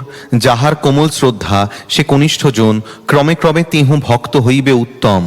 শ্লোকার্থ: যার শ্রদ্ধা কোমল তাকে বলা হয় কনিষ্ঠ অধিকারী, কিন্তু ভগবত ভক্তির পন্থা অনুসরণ করার ফলে তিনি ধীরে ধীরে উত্তম অধিকারী ভক্তে পরিণত হবেন। শ্লোক 70। অনুবাদ: যিনি কোমল শ্রদ্ধ তিনি কনিষ্ঠ ভক্ত। তাৎপর্য: এই শ্লোকটিও ভক্তি রসামৃত সিন্ধু 1-2-19 থেকে উদ্ধৃত। শ্লোক 71। রতি প্রেম তারতম্যে ভক্ত তরতম, 11 স্কন্ধে তার করিয়াছে লক্ষণ। শ্লোকার্থ: রতি এবং প্রেমের তারতম্য অনুসারে ভক্তের তারতম্য নির্ধারণ করা হয়েছে। শ্রীমদ্ভাগবতের 11 স্কন্ধে তার লক্ষণ বর্ণনা করা হয়েছে। তাৎপর্য: শ্রীল ভক্তিবিনোদ ঠাকুর তাঁর অমৃত প্রবাহ ভাষ্যে লিখেছেন, পূর্বোক্ত মতে যার হৃদয়ে শ্রদ্ধা হয়েছে তিনিই ভক্তির অধিকারী। সেই শ্রদ্ধাবান ব্যক্তিরা উত্তম মধ্যম ও কনিষ্ঠ ভেদে ত্রিবিধ। যিনি শাস্ত্র ও যুক্তিতে দৃঢ় শ্রদ্ধাবান হয়েছেন তিনি উত্তম অধিকারী। যিনি দৃঢ় শাস্ত্র যুক্তি জানেন না অথচ শ্রদ্ধাবান, তিনি মধ্যম অধিকারী। যার দৃঢ় শ্রদ্ধা হয়নি তিনি কনিষ্ঠ অধিকারী। এই ত্রিবিধ বিভাগের দ্বারা ভক্তদের বিভাগ হলেও কেবল এমন নয়, শুদ্ধ ভক্তির অধিকারী ব্যক্তিরও বিভাগ হলো। কনিষ্ঠ শ্রদ্ধ কেবল কৃষ্ণ ভক্তি ভালো এইটুকুই বিশ্বাস করেন, কিন্তু শুদ্ধ কৃষ্ণ ভক্তি যে কি এবং ভক্তির তটস্থ লক্ষণ দ্বারা সিদ্ধ প্রক্রিয়া যে কি তা জানেন না। এই জন্য কোমল শ্রদ্ধদের হৃদয়ে জ্ঞানকর্মের মিশ্র ভাব পাওয়া যায়। সেইটুকু তিরোহিত হলেই সাধক মধ্যমাধিকারী হন।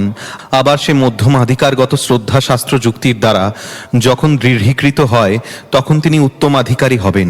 এই পর্যন্ত ভক্তির অধিকার নির্ণীত হল। এখন ভক্তদের বিভাগ করা হয়েছে রতি ও প্রেমের তারতম্য অনুসারে। ভক্ত, ভক্ততর, ভক্ততম এইভাবে 3টি ভাগ করা হলো। কনিষ্ঠ অধিকারী অভক্তদের সঙ্গক্রমে কৃষ্ণ পাদপদ্মে কোমল শ্রদ্ধা থেকে বিচ্যুত হতে পারেন। মধ্যম অধিকারী শাস্ত্রাদির তাৎপর্যের দ্বারা অভক্ত সঙ্গের কুফল থেকে তৎক্ষণাৎ মুক্ত হতে না পারলেও শাস্ত্রাদি ও ভগবত ভক্তের সঙ্গের প্রভাবে দৃঢ়তা লাভ করেন। অভক্ত সঙ্গ কিছুতেই উত্তমাধিকারীর শ্রদ্ধা হানি করতে পারে না। শ্রদ্ধা বৃদ্ধির সঙ্গে সঙ্গে ভক্তের অধিকার উন্নত হয়। শ্লোক 72। অনুবাদ: যিনি ভাগবতম তিনি সর্বভূতে আত্মার আত্মস্বরূপ ভগবান শ্রীকৃষ্ণকেই দেখেন এবং আত্মার আত্মারূপ শ্রীকৃষ্ণে সমস্ত জীবকে দেখেন। তাৎপর্য: এই শ্লোকটি শ্রীমদ্ভাগবত 11-2-45 থেকে উদ্ধৃত। শ্লোক 73। অনুবাদ: যে ভক্ত ঈশ্বরে প্রেম, ভক্তে মৈত্রী, অজ্ঞান ব্যক্তিদের প্রতি কৃপা এবং বিদ্বেষীদের প্রতি উপেক্ষা করেন তিনি মধ্যম ভক্ত। তাৎপর্য: এই শ্লোকটি শ্রীমদ্ভাগবত 11:2-46 থেকে উদ্ধৃত। শ্রী নারদ মুনি বসুদেবের কাছে ভাগবত ধর্ম কীর্তন প্রসঙ্গে বিদেহরাজ, নিমি ও নবযোগেন্দ্রের আলোচনার এই উদ্ধৃতিটি দেন। শ্লোক 74। অনুবাদ: যিনি লৌকিক ও পারিবারিক প্রথাক্রমে পরম্পরাগত শ্রদ্ধার সঙ্গে অর্চামূর্তিতে হরিকে পূজা করেন, অথচ শাস্ত্র অনুশীলনের দ্বারা শুদ্ধ ভক্তিতত্ত্ব অবগত না হওয়ায় হরিভক্তদের পূজা করেন না, তিনি প্রাকৃত ভক্ত অর্থাৎ ভক্তিপর্ব আরম্ভ করেছেন মাত্র, তাকে ভক্তপ্রায় বা বৈষ্ণবাভাস বলা হয়। তাৎপর্য: এই শ্লোকটি শ্রীমদ্ভাগবত 11:2-47 থেকে উদ্ধৃত। শ্রীল ভক্তি বিনোদ ঠাকুর বলেছেন যে ভক্ত যখন ঈশ্বরের প্রতি প্রেম, ভক্তের প্রতি মৈত্রী, ভগবত বিষয়ে অজ্ঞ মানুষদের প্রতি কৃপা এবং ভগবত বিদ্বেষী ও ভগবত ভক্ত বিদ্বেষীকে উপেক্ষা করেন, তিনি শুদ্ধ ভক্তরূপে মধ্যম ভক্তে পরিগণিত হন। পরে ভজন করতে করতে যখন প্রতিটি জীবকে পরমেশ্বর ভগবানের বিভিন্ন অংশরূপে দর্শন করে, সকলের মধ্যে এক নিবিড় সম্পর্ক অনুভব করেন, তখন তিনি উত্তম ভক্তে পরিণত হন। শ্লোক 75। সর্বমহাগুণগণ বৈষ্ণব শরীরে কৃষ্ণ ভক্তে কৃষ্ণের গুণ সকলই সঞ্চারে। শ্লোকার্থ: বৈষ্ণবের শরীরে সমস্ত দিব্য গুণগুলি প্রকাশিত হতে দেখা যায়, কৃষ্ণের সমস্ত গুণ কৃষ্ণ ভক্তের মধ্যে সঞ্চারিত হয়। শ্লোক 76। অনুবাদ: যিনি শ্রীকৃষ্ণের প্রতি অনন্য ভক্তি সম্পদ, তার মধ্যে শ্রীকৃষ্ণ এবং সমস্ত দেবতাদের সদ্গুণগুলি প্রকাশিত হয়, কিন্তু যিনি হরিভক্তিবিহীন, তার মধ্যে কোনো সদ্গুণই নেই, কেননা তিনি মনোরথের দ্বারা শ্রীকৃষ্ণের বহিরঙ্গা শক্তি জড়জগতের প্রতি নিরন্তর ধাবিত হচ্ছেন। তাৎপর্য: এটি ভদ্রশ্রবা এবং তার অনুগামীদের নৃসিংহদেবের প্রতিস্তুতি। শ্রীমদ্ভাগবত 5:18-12। শ্লোক 77। সেই সব গুণ হয় বৈষ্ণব লক্ষণ, সব কহানা যায় করি দিক দর্শন। শ্লোকার্থ: এই সমস্ত গুণগুলি শুদ্ধ বৈষ্ণবের লক্ষণ এবং তা পূর্ণরূপে বর্ণনা করা যায় না, আমি কেবল তার দিগদর্শন করার চেষ্টা করছি। শ্লোক 78-80। কৃপালু অকৃত দ্রোহ সত্যসার সম, নিদোষ বদান্য মৃদু সূচি অকিঞ্চন, সর্বপ্রকারক শান্ত, কৃষ্ণৈক শরণ, অকাম অনিহ, স্থির বিজিত সরগুণ, মিতভুক অপ্রমত্ত, মানদ অমানী, গম্ভীর করুণ, মৈত্র কবি, দক্ষ মৌনী। শ্লোকার্থ: ভগবত ভক্ত সর্বদাই কৃপালু, বিনীত, সত্যবাদী, সমদর্শী, নির্দোষ, বদান্য, মৃদু, সূচি, অকিঞ্চন, সকলের উপকারক, শান্ত, কেবল কৃষ্ণের শরণাগত, নিষ্কাম, অনিহ, স্থির, বিজিত সরগুণ, মিতভুক, অপ্রমত্ত, মানদ, অমানী, গম্ভীর, করুণ, মৈত্র, কবি, দক্ষ এবং মৌনী। শ্লোক 81। অনুবাদ: ভগবত ভক্ত সর্বদাই সহিষ্ণু, অত্যন্ত কৃপাপরায়ণ, সর্বজীবের সুহৃদ, শাস্ত্রানুগ, অজাতশত্রু, শান্ত, এই সকল গুণাবলী সাধুর ভূষণ স্বরূপ। তাৎপর্য: এই শ্লোকটি শ্রীমদ্ভাগবত 3:25-21 থেকে উদ্ধৃত। শৌনকাদি ঋষিরা ভগবান কপিলদেবের লীলাবিলাসের কথা জিজ্ঞাসা করায় মহাভাগবত সূত গোস্বামী তাঁদের ব্যাস সখা ভগবান মৈত্রেয় কর্তৃক পূর্বকালে বিদুরের কাছে বর্ণিত ওই আত্মতত্ত্ব এবং ভগবান কপিল ও দেবহূতি সংবাদ প্রসঙ্গ বর্ণনা করেছেন। কপিলদেব জড় বস্তুর প্রতি আসক্তিকেই জীবের বন্ধনের কারণ এবং অপ্রাকৃত বস্তুতে আসক্তি জড়জগতের বন্ধন মুক্ত হওয়ার কারণরূপে বর্ণনা করেছেন। শ্লোক 82। অনুবাদ: পণ্ডিতেরা শুদ্ধ ভক্ত ও গুরুদেবের সেবাকেই সংসার বন্ধন থেকে মুক্ত হওয়ার দ্বারস্বরূপ এবং স্ত্রী সঙ্গীদের সঙ্গকেই নরকের দ্বার বলেছেন। যাঁরা সাধু তাঁরা মহাত্মা, সমচিত্ত, প্রশান্ত, অক্রোধ এবং সকলের সুহৃদ। তাৎপর্য: এই শ্লোকটি শ্রীমদ্ভাগবত 5:5-2 থেকে উদ্ধৃত। শ্লোক 83। কৃষ্ণ ভক্তি জন্মমূল হয় সাধুসঙ্গ, কৃষ্ণ প্রেম জন্মে তেহ পুনঃ মুখ্য অঙ্গ। শ্লোকার্থ: কৃষ্ণ ভক্তির মূল কারণ সাধুসঙ্গ, এমনকি যখন সুপ্ত কৃষ্ণপ্রেম জাগরিত হয় তখন ভগবত ভক্তের সঙ্গ অত্যন্ত প্রয়োজন। শ্লোক 84। অনুবাদ: হে অচ্যুত, সংসারে ভ্রমণ করতে করতে কেউ যদি ভববন্ধন থেকে মুক্ত হওয়ার যোগ্যতা অর্জন করেন, তাহলে তিনি ভগবত ভক্তদের সঙ্গ লাভ করায় সৌভাগ্য অর্জন করেন। সেই সাধুসঙ্গের প্রভাবে সমস্ত জগতের ঈশ্বর এবং ভক্তদের পরম গতি আপনার প্রতি তাঁর ভক্তির উদয় হয়। তাৎপর্য: এই শ্লোকটি শ্রীমদ্ভাগবত 10:51-53 থেকে উদ্ধৃত। শ্লোক 85। অনুবাদ: হে নিষ্পাপ ভক্তগণ, আমি আপনাদের কাছে জীবের আন্তরিক মঙ্গলের বিষয়ে জিজ্ঞাসা করছি। এই সংসারে ক্ষণার্ধ পরিমাণ সাধুসঙ্গও জীবের পক্ষে অমূল্য রত্ননিধি। তাৎপর্য: এই শ্লোকটি শ্রীমদ্ভাগবত 11:2-30 থেকে উদ্ধৃত। শ্লোক 86। অনুবাদ: পারমার্থিক মহিমামণ্ডিত ভগবানের কথা ভক্ত সঙ্গেই কেবল যথাযথভাবে আলোচনা করা যায় এবং সেই কথা শ্রবণে হৃদয় ও শ্রবণেন্দ্রিয় তৃপ্ত হয়। ভক্ত সঙ্গে সেই বাণী প্রীতিপূর্বক শ্রবণ করতে করতে শীঘ্র মুক্তির বর্তস্বরূপ আমার প্রতি প্রথমে শ্রদ্ধা, পরে রতি এবং অবশেষে প্রেম ভক্তি ক্রমে ক্রমে উদিত হয়। তাৎপর্য: এই শ্লোকটি শ্রীমদ্ভাগবত 3:25 থেকে উদ্ধৃত। এই শ্লোকটির বিশেষ বিশ্লেষণ আদিলীলার প্রথম পরিচ্ছেদের 60 শ্লোকে দ্রষ্টব্য। শ্লোক 87।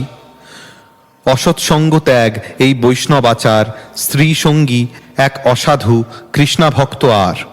শ্লোকার্থ: অবৈষ্ণব সঙ্গ পরিত্যাগী বৈষ্ণবের একমাত্র সদাচার। অবৈষ্ণব বলতে স্ত্রী সঙ্গী ও কৃষ্ণের অভক্ত এই দুই শ্রেণীর লোককে বোঝায়। শ্লোক 88 থেকে 90। অনুবাদ: সত্য, শৌচ, দয়া, মৌন, বুদ্ধি, লজ্জা, শ্রী, যশ, ক্ষমা, সম, দম, ঐশ্বর্য ইত্যাদি সমস্তই যার সঙ্গ ক্রমে ক্ষয় হয়ে যায়, সেই শোক প্রদানকারী, আত্মবিনাশকারী, অশান্ত, মূঢ়, যোষিত ক্রীড়া, মৃগ, অসাধু সঙ্গ কখনোই করা উচিত নয়। অন্য প্রসঙ্গে জীবের সেরকম মোহবন্ধ হয় না, যেমন স্ত্রী সঙ্গে এবং স্ত্রী সঙ্গী সঙ্গে হয়। তাৎপর্য: শ্রীমদ্ভাগবত 3:31-33 থেকে 35 থেকে উদ্ধৃত এই শ্লোকগুলি ভগবতাবতার শ্রী কপিলদেব তাঁর মা দেবহূতিকে বলেছিলেন। এখানে কপিলদেব পাপ পুণ্য বশে জীব কিভাবে কৃষ্ণ বিমুখ হয়ে স্বরূপ বিস্তৃত হয় সেই কথা বর্ণনা করেছেন। জন্মলাভের পূর্বে মাতৃজঠরে গর্ভবাসের যন্ত্রণার কথা অধিকাংশ মানুষই মানে না। অসৎসঙ্গের প্রভাবে জীব ধীরে ধীরে অধঃপতিত হয়। এই সম্পর্কে স্ত্রী সঙ্গের উপরে বিশেষভাবে জোর দেওয়া হয়েছে। কেউ যখন স্ত্রী সঙ্গ এবং স্ত্রী সঙ্গীর সঙ্গের প্রতি আসক্ত হয়, তখন সে অধঃপতিত হয়। পুরুষঃ প্রকৃতিস্থো হি ভুঙ্ক্তে প্রকৃতিজান গুণান কারণং গুণসঙ্গোস্য সদসদ্যোনিজন্মসু। জড়া প্রকৃতির সঙ্গ প্রভাবে জীব প্রকৃতির গুণগুলির অনুসারে সুখ দুঃখ ভোগ করে এবং গুণের সঙ্গ প্রভাবে সৎ এবং অসৎ যোনি লাভ করে। বৈদিক সভ্যতায় স্ত্রী সঙ্গ অত্যন্ত কঠোরভাবে নিয়ন্ত্রিত।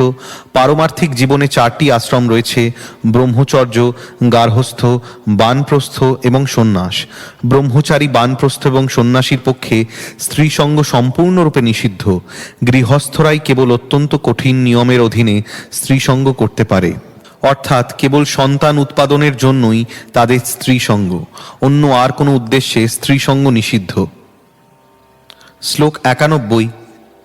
অনুবাদ: জ্বলন্ত অগ্নির মধ্যে খাঁচায় বন্ধ হয়ে থাকার যে ক্লেশ, তা বরং ভালো। তথাপি কৃষ্ণচিন্তা বহির্মুখ মানুষের কষ্টকর সঙ্গ কখনোই করা উচিত নয়। তাৎপর্য: এই শ্লোকটি কাত্যায়ন সংহিতা থেকে উদ্ধৃত। শ্লোক 92। অনুবাদ: পুণ্যহীন ভগবত ভক্তিহীন মানুষদের কখনো দেখো না। শ্লোক 93। এত সব ছাড়ি আর বর্ণাশ্রম ধর্ম অকিঞ্চন হয়া লয় কৃষ্ণৈক শরণ।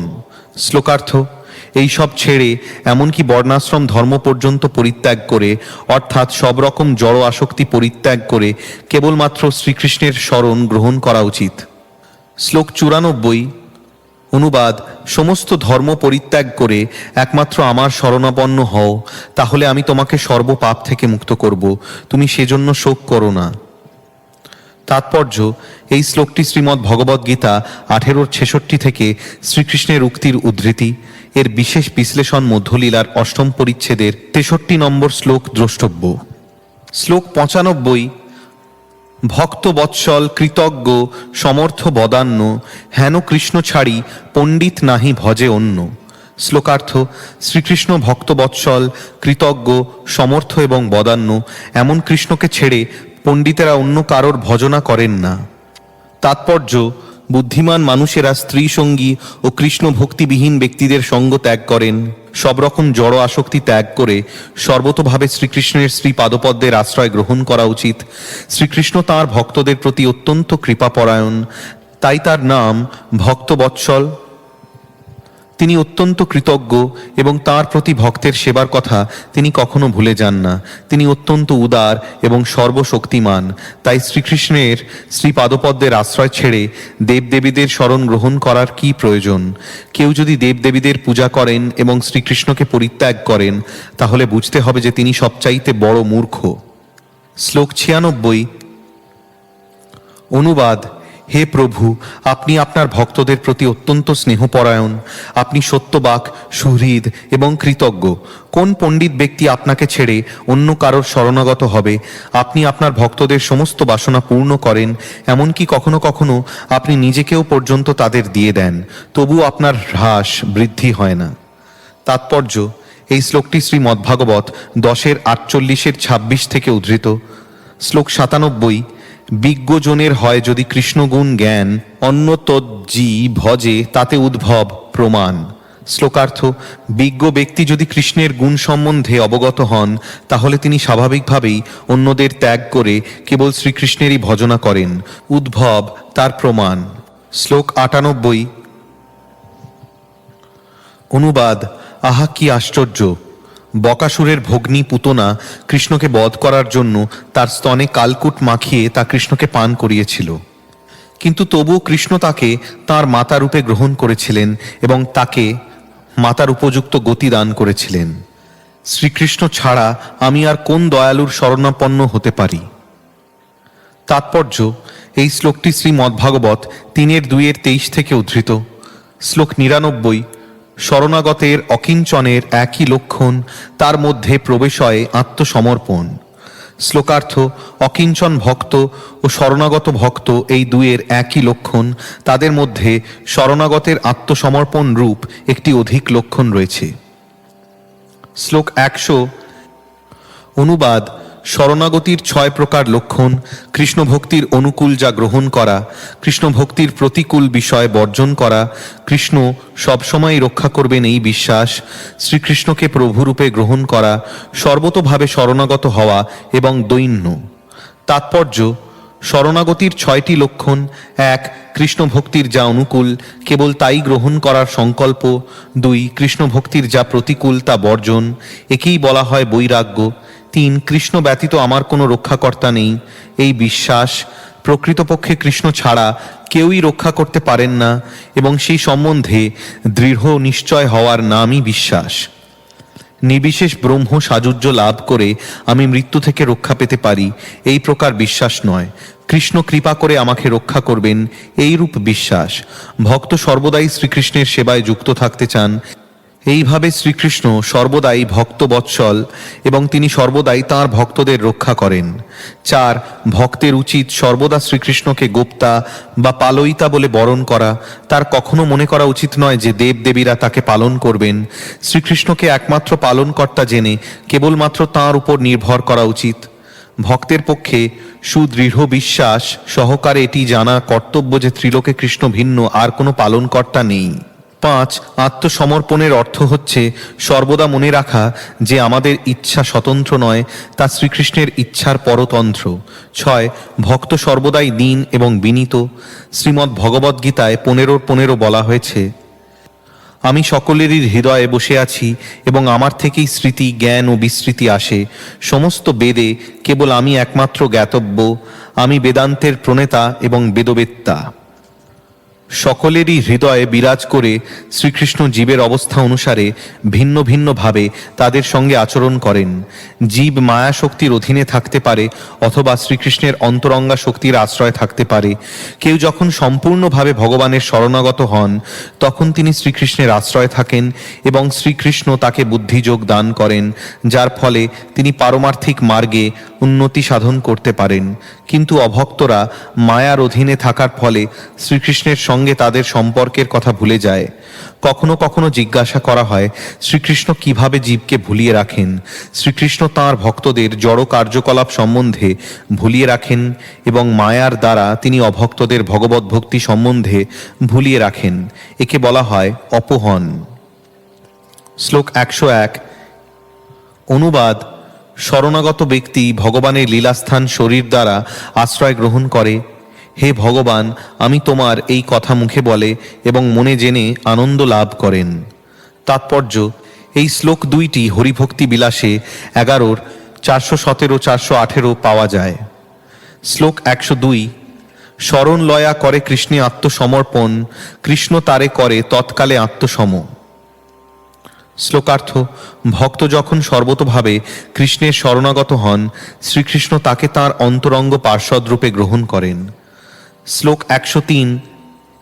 অনুবাদ: মরণশীল জীব যখন সমস্ত কর্ম পরিত্যাগ করে আমার ভগবানের প্রতি সম্পূর্ণ রূপে নিজেকে নিবেদন করে আমার ইচ্ছানুসারে কার্য করতে থাকেন, তখন তিনি অমৃতত্ব লাভ করে আমার সঙ্গে চিৎস্বরূপ রসভোগ করার যোগ্য হন। তাৎপর্য: এই শ্লোকটি শ্রীমদ্ভাগবত 11:29-34 থেকে উদ্ধৃত। শ্রীকৃষ্ণ অত্যন্ত প্রিয় ভক্তশ্রেষ্ঠ উদ্ভবকে সম্বন্ধ, অভিধেয় এবং প্রয়োজন সম্বন্ধে বর্ণনা করে সব শেষে ঐকান্তিকভাবে আত্মসমর্পিত শুদ্ধ ভক্তের গতি বর্ণনা করেছেন। শ্লোক 104। এবে সাধন ভক্তি লক্ষণ শুনো সনাতন, যাহা হইতে পাই কৃষ্ণপ্রেম মহাধন। শ্লোকার্থ: সনাতন, এখন তুমি সাধন ভক্তির লক্ষণ শ্রবণ করো, যা থেকে কৃষ্ণ প্রেমরূপ মহাধন লাভ হয়। শ্লোক 105। অনুবাদ: কৃষ্ণপ্রেম প্রদানকারী অপ্রাকৃত ভক্তি যখন ইন্দ্রিয়ের দ্বারা সম্পাদিত হয় তাকে বলা হয় সাধন ভক্তি। ভক্তি জীবের নিত্য সিদ্ধ ভাব, তাকে হৃদয়ে প্রকাশ করার নামই সাধ্যতা। তাৎপর্য: এই শ্লোকটি ভক্তি রসামৃত সিন্ধুতে 1-2 পাওয়া যায়। জীব যেহেতু ভগবানের অনুসদৃশ্য বিভিন্ন অংশ, এই সুপ্ত অবস্থায় ভগবত ভক্তি তার মধ্যে বর্তমান। ভগবত ভক্তি শুরু হয় শ্রবণ এবং কীর্তনের মাধ্যমে। শব্দের দ্বারা ঘুমন্ত মানুষকে জাগানো যায়, তাই প্রতিটি বদ্ধ জীবকে শুদ্ধ বৈষ্ণবের মুখে হরে কৃষ্ণ মহামন্ত্র কীর্তন শোনার সুযোগ দেওয়া উচিত। এইভাবে হরে কৃষ্ণ মহামন্ত্র কীর্তন শ্রবণ করার ফলে কৃষ্ণ ভক্তির বা কৃষ্ণ ভাবনার জাগরণ হয়। এইভাবে মন ধীরে ধীরে নির্মল হয়। সেই সম্বন্ধে শ্রীচৈতন্য মহাপ্রভু বলেছেন, চেদর্পণ মার্জনম। মন নির্মল হলে ইন্দ্রিয় নির্মল হয়। ইন্দ্রিয় সুখ ভোগের জন্য ইন্দ্রিয়ের ব্যবহার না করে জাগ্রত ভক্ত তার ইন্দ্রিয়গুলিকে ভগবানের অপ্রাকৃত সেবায় নিয়োগ করেন।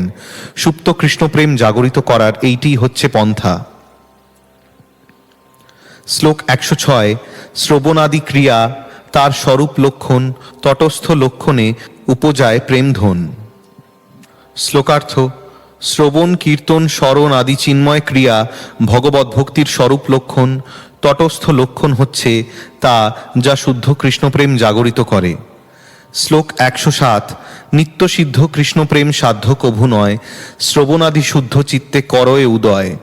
শ্লোকার্থ: কৃষ্ণপ্রেম নিত্য সিদ্ধ বস্তু, তা কখনো শুদ্ধ ভক্তি ব্যতীত অন্য কোনো অভিধেয়ের সাধ্য নয়।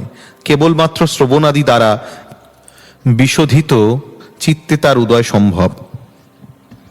শ্লোক 108। এই তো সাধন ভক্তি দুইত প্রকার, এক বৈধি ভক্তি, রাগানুগা ভক্তি আর। শ্লোকার্থ: সাধন ভক্তি দুই প্রকার, বৈধি ভক্তি এবং রাগানুগা ভক্তি। শ্লোক 109। রাগহীন জন ভজে শাস্ত্রে রাগ গায়, বৈধি ভক্তি বলি তারে সর্বশাস্ত্রে গায়।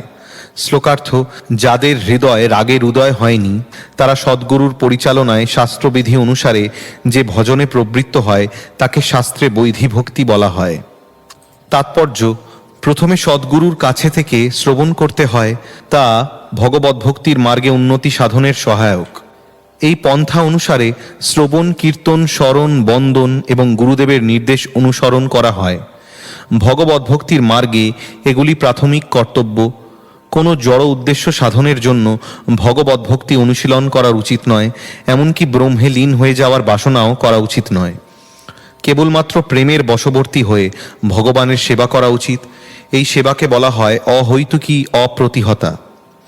ভগবদ্ ভক্তি সাধনে কৃষ্ণের প্রতি নিষ্কাম প্রেম ছাড়া আর কোনো উদ্দেশ্য নেই এবং কোনো জড় অবস্থা তা প্রতিহত করতে পারে না। বৈধি ভক্তির অনুশীলনের ফলে ধীরে ধীরে স্বতঃস্ফূর্ত প্রেমের স্তরে উন্নীত হওয়া যায়। শিশুকে শিক্ষা লাভের জন্য জোর করে বিদ্যালয়ে পাঠানো হয়, কিন্তু তার বয়স বাড়লে সে যখন শিক্ষা লাভের স্বাদ পায় তখন সে স্বতঃস্ফূর্তভাবে অংশগ্রহণ করে এবং পণ্ডিতে পরিণত হয়। জোর করে কাউকে পণ্ডিত বানানো যায় না, কিন্তু প্রথমে অনেক সময় জোর করতে হয়। শিশুকে জোর করে স্কুলে পাঠানো হয় এবং শিক্ষকের নির্দেশনায় লেখাপড়া করতে হয়। এইটি বৈধি ভক্তি এবং রাগানুগা ভক্তির পার্থক্য। সুপ্ত কৃষ্ণপ্রেম সকলেরই হৃদয়ে রয়েছে, তা কেবল ভগবদ্ ভক্তির বিধি অনুসরণ করার মাধ্যমে জাগরিত করতে হয়। টাইপ শেখার বইয়ের নির্দেশিত বিধি অনুসরণ করার মাধ্যমে টাইপ করতে শিখতে হয়। বিশেষভাবে চাবির উপর আঙ্গুল রেখে অভ্যাস করতে হয়, কিন্তু অভ্যাস হয়ে গেলে তখন চাবির দিকে না তাকিয়েই দ্রুত এবং নির্ভুলভাবে টাইপ করা যায়। তেমনি সদ্গুরুর নির্দেশানুসারে ভগবদ্ ভক্তির বিধি অনুসরণ করতে হয়। তার ফলে স্বতঃস্ফূর্ত রাগের স্তরে উন্নীত হওয়া যায়। ভগবৎ প্রেম প্রতিটি জীবের হৃদয়েই রয়েছে, নিত্যসিদ্ধ কৃষ্ণপ্রেম। স্বতঃস্ফূর্ত সেবা কৃত্রিম নয়, কেবল বৈধি ভক্তির অনুশীলন করার মাধ্যমে সেই স্তরে উন্নীত হতে হয়। এইভাবে শ্রবণ এবং কীর্তন অনুশীলন, মন্দির মার্জন, নিজেকে পরিষ্কার রাখা, খুব সকালে ঘুম থেকে উঠা এবং মঙ্গল আরতিতে যোগদান করা ইত্যাদি বিধির অনুশীলন করতে হয়। কেউ যদি প্রথম থেকেই স্বতঃস্ফূর্ত সেবার স্তরে না এসে থাকে, তাহলে তাকে অবশ্যই সদ্গুরুর নির্দেশ অনুসারে বৈধি ভক্তির অনুশীলন করতে হবে। শ্লোক 110। অনুবাদ: হে ভারত, হে মহারাজ পরীক্ষিত, যাঁরা জড়জগতের ভয়ঙ্কর অবস্থা থেকে মুক্ত হতে চান তাঁদের পক্ষে সর্বদাই সকলের অন্তর্যামী পরমেশ্বর ভগবান শ্রীহরির মহিমা শ্রবণ, কীর্তন এবং স্মরণ করা উচিত। তাৎপর্য: এই শ্লোকটি শ্রীমদ্ভাগবত 2:1-5 থেকে উদ্ধৃত। শ্রবণ করার মাধ্যমে পরমেশ্বর ভগবানকে জানা সকলেরই কর্তব্য। একে বলা হয় শ্রোতব্য। কেউ যদি যথাযথভাবে পরমেশ্বর ভগবানের মহিমা শ্রবণ করেন তখন তার কর্তব্য হচ্ছে ভগবানের সেই মহিমা কীর্তন করা। তাকে বলা হয় কীর্তিতব্য। কেউ যখন ভগবানের কথা শ্রবণ করেন এবং ভগবানের মহিমা কীর্তন করেন তখন তিনি স্বাভাবিকভাবে তাঁর কথা স্মরণ করেন। একে বলা হয় স্মর্তব্য। কেউ যদি ভয় থেকে মুক্ত হতে চান তাহলে তাকে এইগুলি অবশ্যই করতে হবে। শ্লোক 111। অনুবাদ: ব্রহ্মার মুখ থেকে ব্রাহ্মণ, বাহু থেকে ক্ষত্রিয়, উরু থেকে বৈশ্য ও পদ হইতে শূদ্র, এই 4টি বর্ণ পৃথক পৃথক আশ্রমসহ এবং স্বীয় বর্ণগত গুণসহ উদ্ভূত হয়েছে। তাৎপর্য: এই শ্লোকটি এবং পরবর্তী শ্লোকটি শ্রীমদ্ভাগবত 11:5-2-3 থেকে উদ্ধৃত। শ্লোক 112। অনুবাদ: এই 4 বর্ণাশ্রমের মধ্যে যারা তাদের প্রভু ভগবান বিষ্ণুর সাক্ষাৎ ভজন না করে, নিজের নিজের বর্ণ ও আশ্রমের অহংকারে তাঁর ভজনে অবজ্ঞা করে, তারা স্থান ভ্রষ্ট হয়ে অধঃপতিত হয়। শ্লোক 113। অনুবাদ: সর্বদা বিষ্ণুকে স্মরণ করা উচিত এবং কখনোই তাকে ভুলে যাওয়া উচিত নয়। সমস্ত বিধি ও নিষেধ এই 2টি কথার অনুগত। তাৎপর্য: এই শ্লোকটি পদ্মপুরাণ থেকে উদ্ধৃত। শাস্ত্রে বহু বিধিনিষেধ রয়েছে এবং গুরুদেবও বহু বিধিনিষেধের নির্দেশ দেন। সেই সমস্ত বিধিনিষেধই সর্বদা বিষ্ণুকে মনে রাখা উচিত এবং কখনোই তাকে ভুলে যাওয়া উচিত নয়। এই 2টি মুখ্য বিধির অনুগত। কেউ যখন হরে কৃষ্ণ মহামন্ত্র কীর্তন করেন তখনই কেবল তা সম্ভব। তাই নিষ্ঠা সহকারে দিনের মধ্যে 24 ঘন্টাই হরে কৃষ্ণ মহামন্ত্র কীর্তন করা উচিত। গুরুদেবের নির্দেশ অনুসারে অন্যান্য কর্তব্য থাকতে পারে, তবে প্রথম কর্তব্য হচ্ছে গুরুদেবের নির্দেশ অনুসারে নির্দিষ্ট সংখ্যক নাম জপ করা। আমাদের কৃষ্ণ ভাবনামৃত আন্দোলনে আমরা নির্দেশ দিয়েছি নবীন ভক্তেরা অন্ততপক্ষে প্রতিদিন 16 মালা হরে কৃষ্ণ মহামন্ত্র জপ করেন। কৃষ্ণকে মনে রাখা এবং তাকে ভুলে না যাওয়ার ব্যাপারে এই 16 মালা জপ অবশ্য কর্তব্য। সমস্ত বিধির মধ্যে গুরুদেবের নির্দেশ অনুসারে অন্ততপক্ষে 16 মালা জপ করা কর্তব্য। কেউ গ্রন্থ বিতরণ করতে পারে, অথবা আজীবন সদস্য বানাতে পারে, অথবা অন্য কোনো সেবা করতে পারে, কিন্তু সেগুলি হচ্ছে সাধারণ কর্তব্য। এই কর্তব্যগুলি শ্রীকৃষ্ণকে মনে রাখার অনুকূল। কেউ যখন সংকীর্তন করতে যায় অথবা গ্রন্থ বিতরণ করতে যায়, তখন সে স্বাভাবিকভাবে মনে রাখে যে সে শ্রীকৃষ্ণের গ্রন্থ বিতরণ করছে। এইভাবে সে শ্রীকৃষ্ণকে মনে রাখে। কেউ যখন আজীবন সদস্য বানাতে যায়, তখন সে কৃষ্ণের কথা বলে এবং তার ফলে শ্রীকৃষ্ণকে মনে রাখে। স্মর্তব্য সততং বিষ্ণুর বিস্মর্তব্য ন জাতুচিত। এমনভাবে আচরণ করা উচিত যাতে সর্বদাই শ্রীকৃষ্ণকে মনে থাকে এবং কখনোই কৃষ্ণকে ভুলে না যায়। এই দুইটি বিধিনিষেধই কৃষ্ণ ভাবনামৃতের মূল ভিত্তি। শ্লোক 114।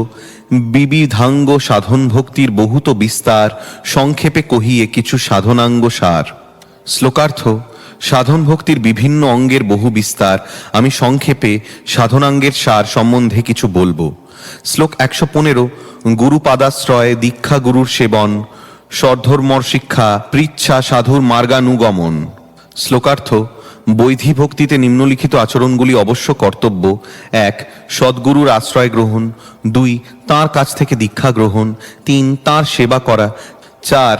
তাঁর কাছে সদ্ধর্ম শিক্ষা লাভ করা এবং ভগবত ভক্তি সম্বন্ধে জানবার জন্য প্রশ্ন করা, 5. পূর্বতন আচার্যদের পদাঙ্ক অনুসরণ করা এবং সদ্গুরুর নির্দেশ পালন করা। শ্লোক 116। কৃষ্ণপ্রীত্যে ভোগ ত্যাগ, কৃষ্ণতীর্থে বাস, যাবন্নির্বাহ প্রতিগ্রহ, একাদশোপবাস। শ্লোকার্থ: তার পরবর্তী আচরণগুলি হচ্ছে: 6. শ্রীকৃষ্ণের প্রীতি সম্পাদনের জন্য সবকিছু ত্যাগ করতে প্রস্তুত থাকা এবং তাঁর প্রীতি সম্পাদনের জন্য সবকিছু গ্রহণ করা। 7.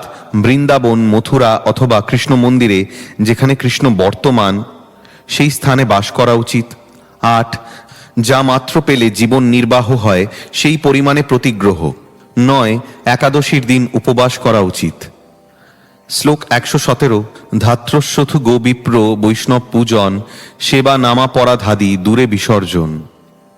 শ্লোকার্থ: 10. ধাত্রীবৃক্ষ, অশ্বত্থ বৃক্ষ, গাভী ও বৈষ্ণবদের পূজা করা উচিত এবং 11. সেবাপরাধ, নামাপরাধ আদি অপরাধ দূরে বর্জন করা উচিত।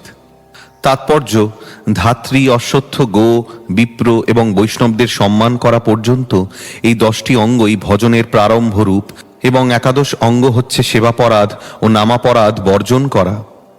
শ্লোক 118। অবৈষ্ণব সঙ্গ ত্যাগ, বহু শিষ্য না করিব, বহু গ্রন্থ কলাভ্যাস ব্যাখ্যান বর্জিব। শ্লোকার্থ: 12. অবৈষ্ণবদের সঙ্গ ত্যাগ, 13. বহু শিষ্য গ্রহণ না করা, 14. বহু গ্রন্থের আংশিক অভ্যাস ও ব্যাখ্যাবাদ ত্যাগ। তাৎপর্য: যিনি প্রচার করেন না তার পক্ষে বহু শিষ্য করা অত্যন্ত বিপজ্জনক।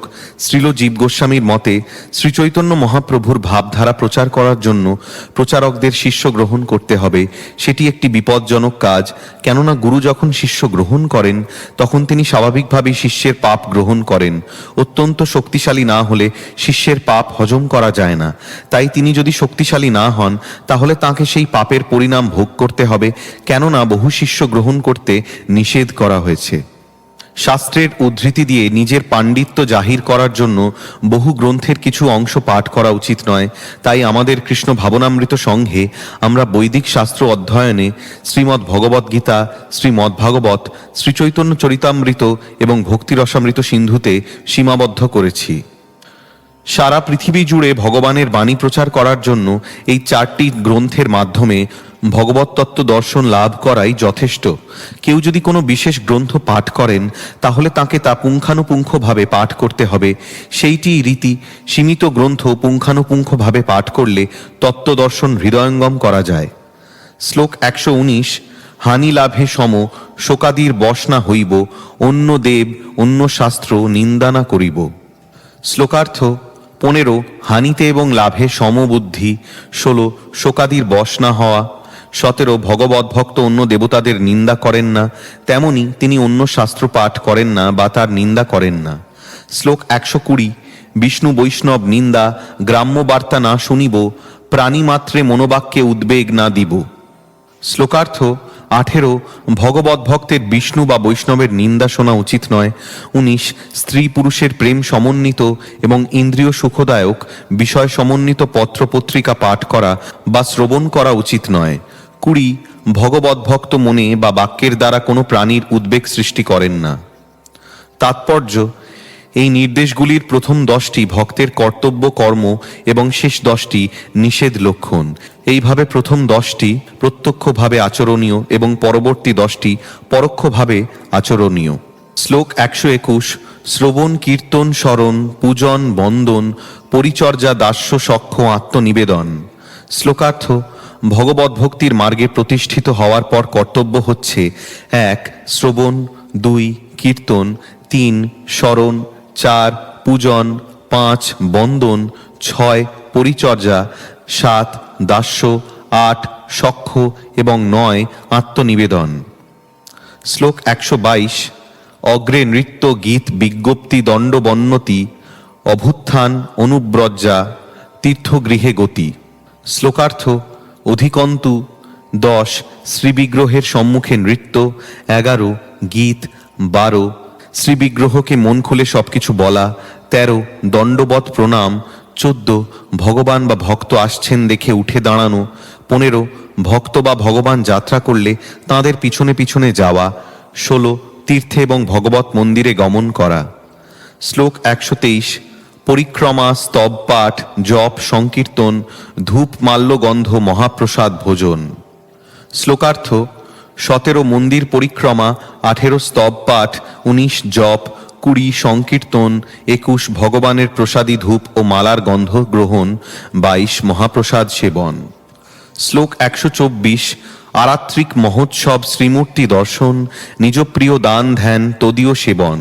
শ্লোকার্থ: 23 আরতীয় মহোৎসব দর্শন, 24 শ্রীমূর্তি দর্শন, 25 নিজের প্রিয় বস্তু ভগবানকে অর্পণ, 26 ধ্যান এবং 27 ভগবানের সঙ্গে যারা সম্পর্কিত তাদের সেবা করা। শ্লোক 125 তদীয় তুলসী বৈষ্ণব মথুরা ভাগবত এই চারির সেবা হয় কৃষ্ণের অভিমত। শ্লোকার্থ: 28 থেকে 30 ভগবানের সঙ্গে সম্পর্কিত বা তদীয় বলতে তুলসী বৈষ্ণব মথুরা এবং ভাগবত। শ্রীকৃষ্ণ চান যে তাঁর ভক্তরা যেন এই চারের সেবা করেন। তাৎপর্য: ষড়বিংশতি অঙ্গ ধ্যানের পর সপ্তবিংশতি অঙ্গ হচ্ছে তুলসী সেবা, অষ্টবিংশতি অঙ্গ বৈষ্ণব সেবা, 29টি অঙ্গ শ্রীকৃষ্ণের জন্মস্থান মথুরায় বাস এবং 30টি অঙ্গ নিয়মিতভাবে শ্রীমদ্ ভাগবত পাঠ।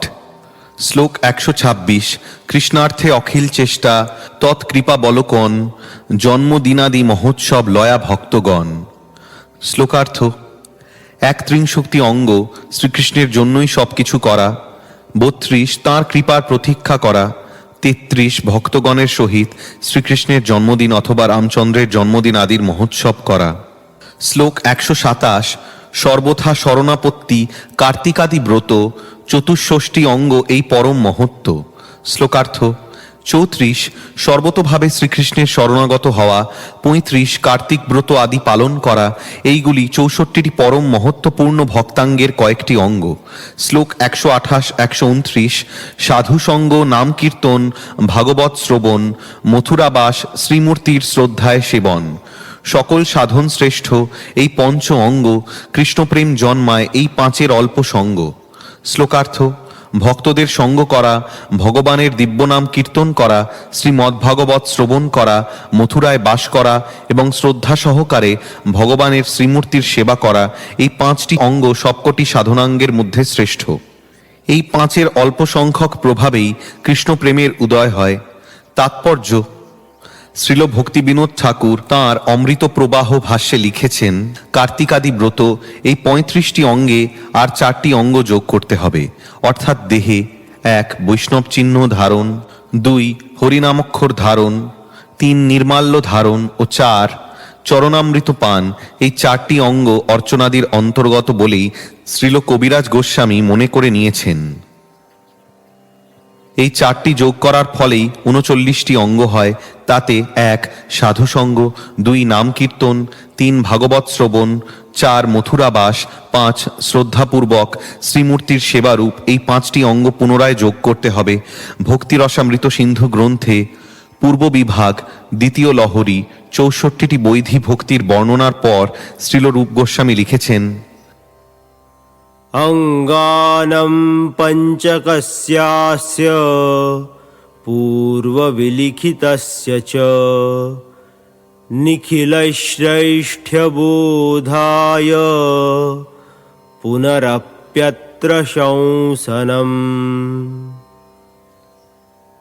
এই 5টি অঙ্গের ভক্ত সঙ্গ, নাম কীর্তন ইত্যাদি পূর্ণ মাহাত্ম্য বোঝাবার জন্য সেগুলি পুনরায় যোগ করা হয়েছে। 64টি ভক্তঙ্গই শরীর, ইন্দ্রিয় ও অন্তঃকরণ দ্বারা পৃথক পৃথক যজন বা উপাসনা। এইভাবে এই 64 প্রকার ভক্তাঙ্গ একজনকে সর্বতোভাবে ভগবৎ সেবায় নিযুক্ত করে রাখে। শ্লোক 130 অনুবাদ। ভগবানের শ্রীবিগ্রহের শ্রীপাদপদ্মের সেবায় বিশেষভাবে শ্রদ্ধা এবং প্রীতিপরায়ণ হওয়া উচিত। তাৎপর্য, এই শ্লোকটি এবং পরবর্তী শ্লোক দুটি ভক্তিরসামৃত সিন্ধুতে 1-2 90 থেকে 92 পাওয়া যায়। শ্লোক 131 অনুবাদ। শুদ্ধ ভক্তদের সঙ্গে শ্রীমদ্ভাগবতের অর্থ আস্বাদন করা উচিত এবং একই বাসনার দ্বারা স্নিগ্ধ অথচ নিজের থেকে শ্রেষ্ঠ সাধুর সঙ্গ করা উচিত।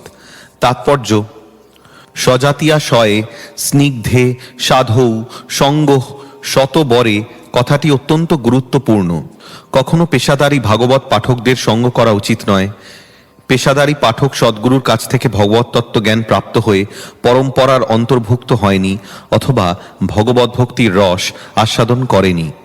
কেবল ব্যাকরণের জ্ঞান এবং বাকচাতুরীর দ্বারা শ্রীমদ্ভাগবত পাঠ করে জীবিকা নির্বাহ করে এবং ইন্দ্রিয় তর্পণ করে।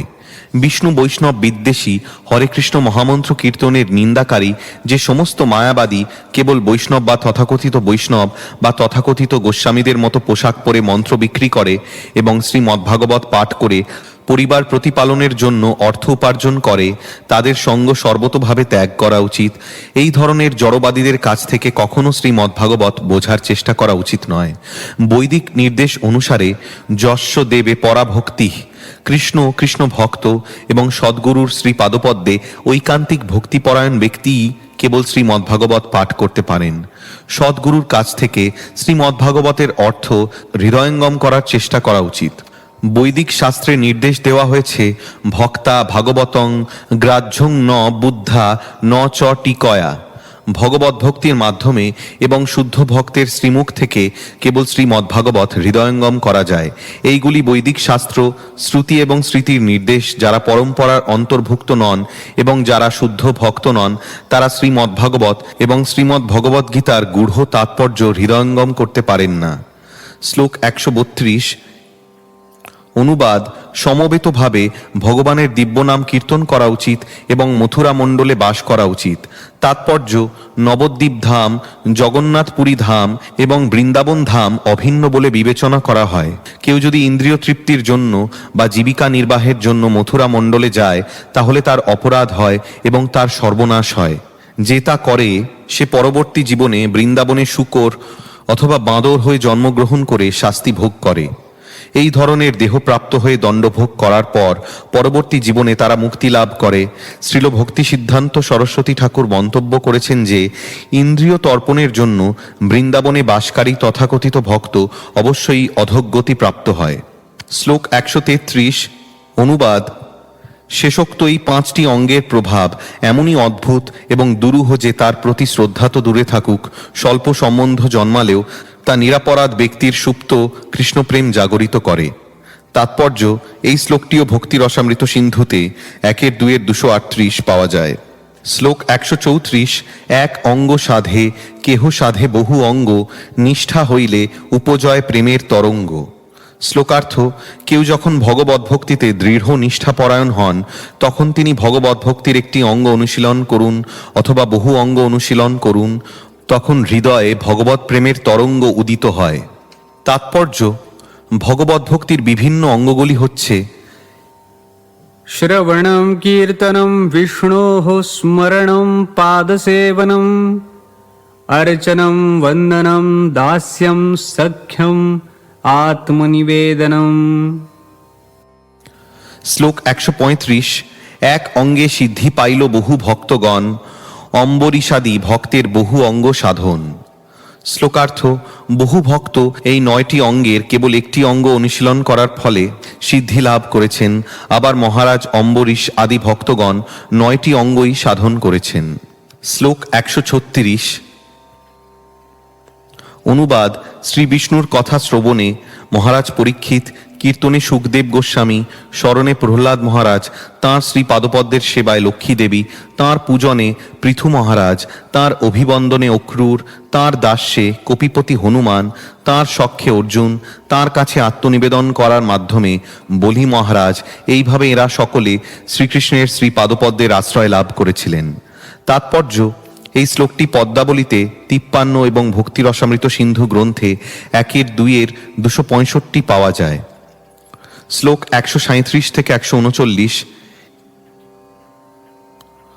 অনুবাদ: মহারাজ অম্বরীশ সর্বদা তাঁর মনকে কৃষ্ণের পাদপদ্মে, তাঁর বাক্যকে পরমেশ্বর ভগবানের গুণ বর্ণনায়, তাঁর হস্তাদির দ্বারা হরিমন্দির মার্জনা দিতে, তাঁর কর্ণকে কৃষ্ণ কথা শ্রবণে, তাঁর চক্ষুদয়কে মন্দিরে ভগবানের শ্রী বিগ্রহ দর্শনে, তাঁর দেহকে বৈষ্ণবদের শ্রী পাদপদ্মে স্পর্শ করায় এবং আলিঙ্গন করায়, তাঁর ঘ্রাণেন্দ্রিয় শ্রীকৃষ্ণের শ্রী পাদপদ্মে নিবেদিত তুলসীর ঘ্রাণ গ্রহণে, তাঁর জিহ্বাকে শ্রীকৃষ্ণকে নিবেদিত প্রসাদ আস্বাদনে, তাঁর পদদ্বয়কে ভগবানের লীলাভূমি বৃন্দাবন, মথুরা আদি তীর্থে অথবা ভগবানের মন্দিরে যাওয়ায়, তাঁর মস্তককে ভগবানের শ্রী পাদপদ্মে প্রণতি নিবেদন করে কামরহিত দাস্যে কাম এমনভাবে নিযুক্ত করেছিলেন যে তাঁর হৃদয়ে তাঁর শুদ্ধ ভগবদ্ ভক্তি জাগরিত হয়েছিল।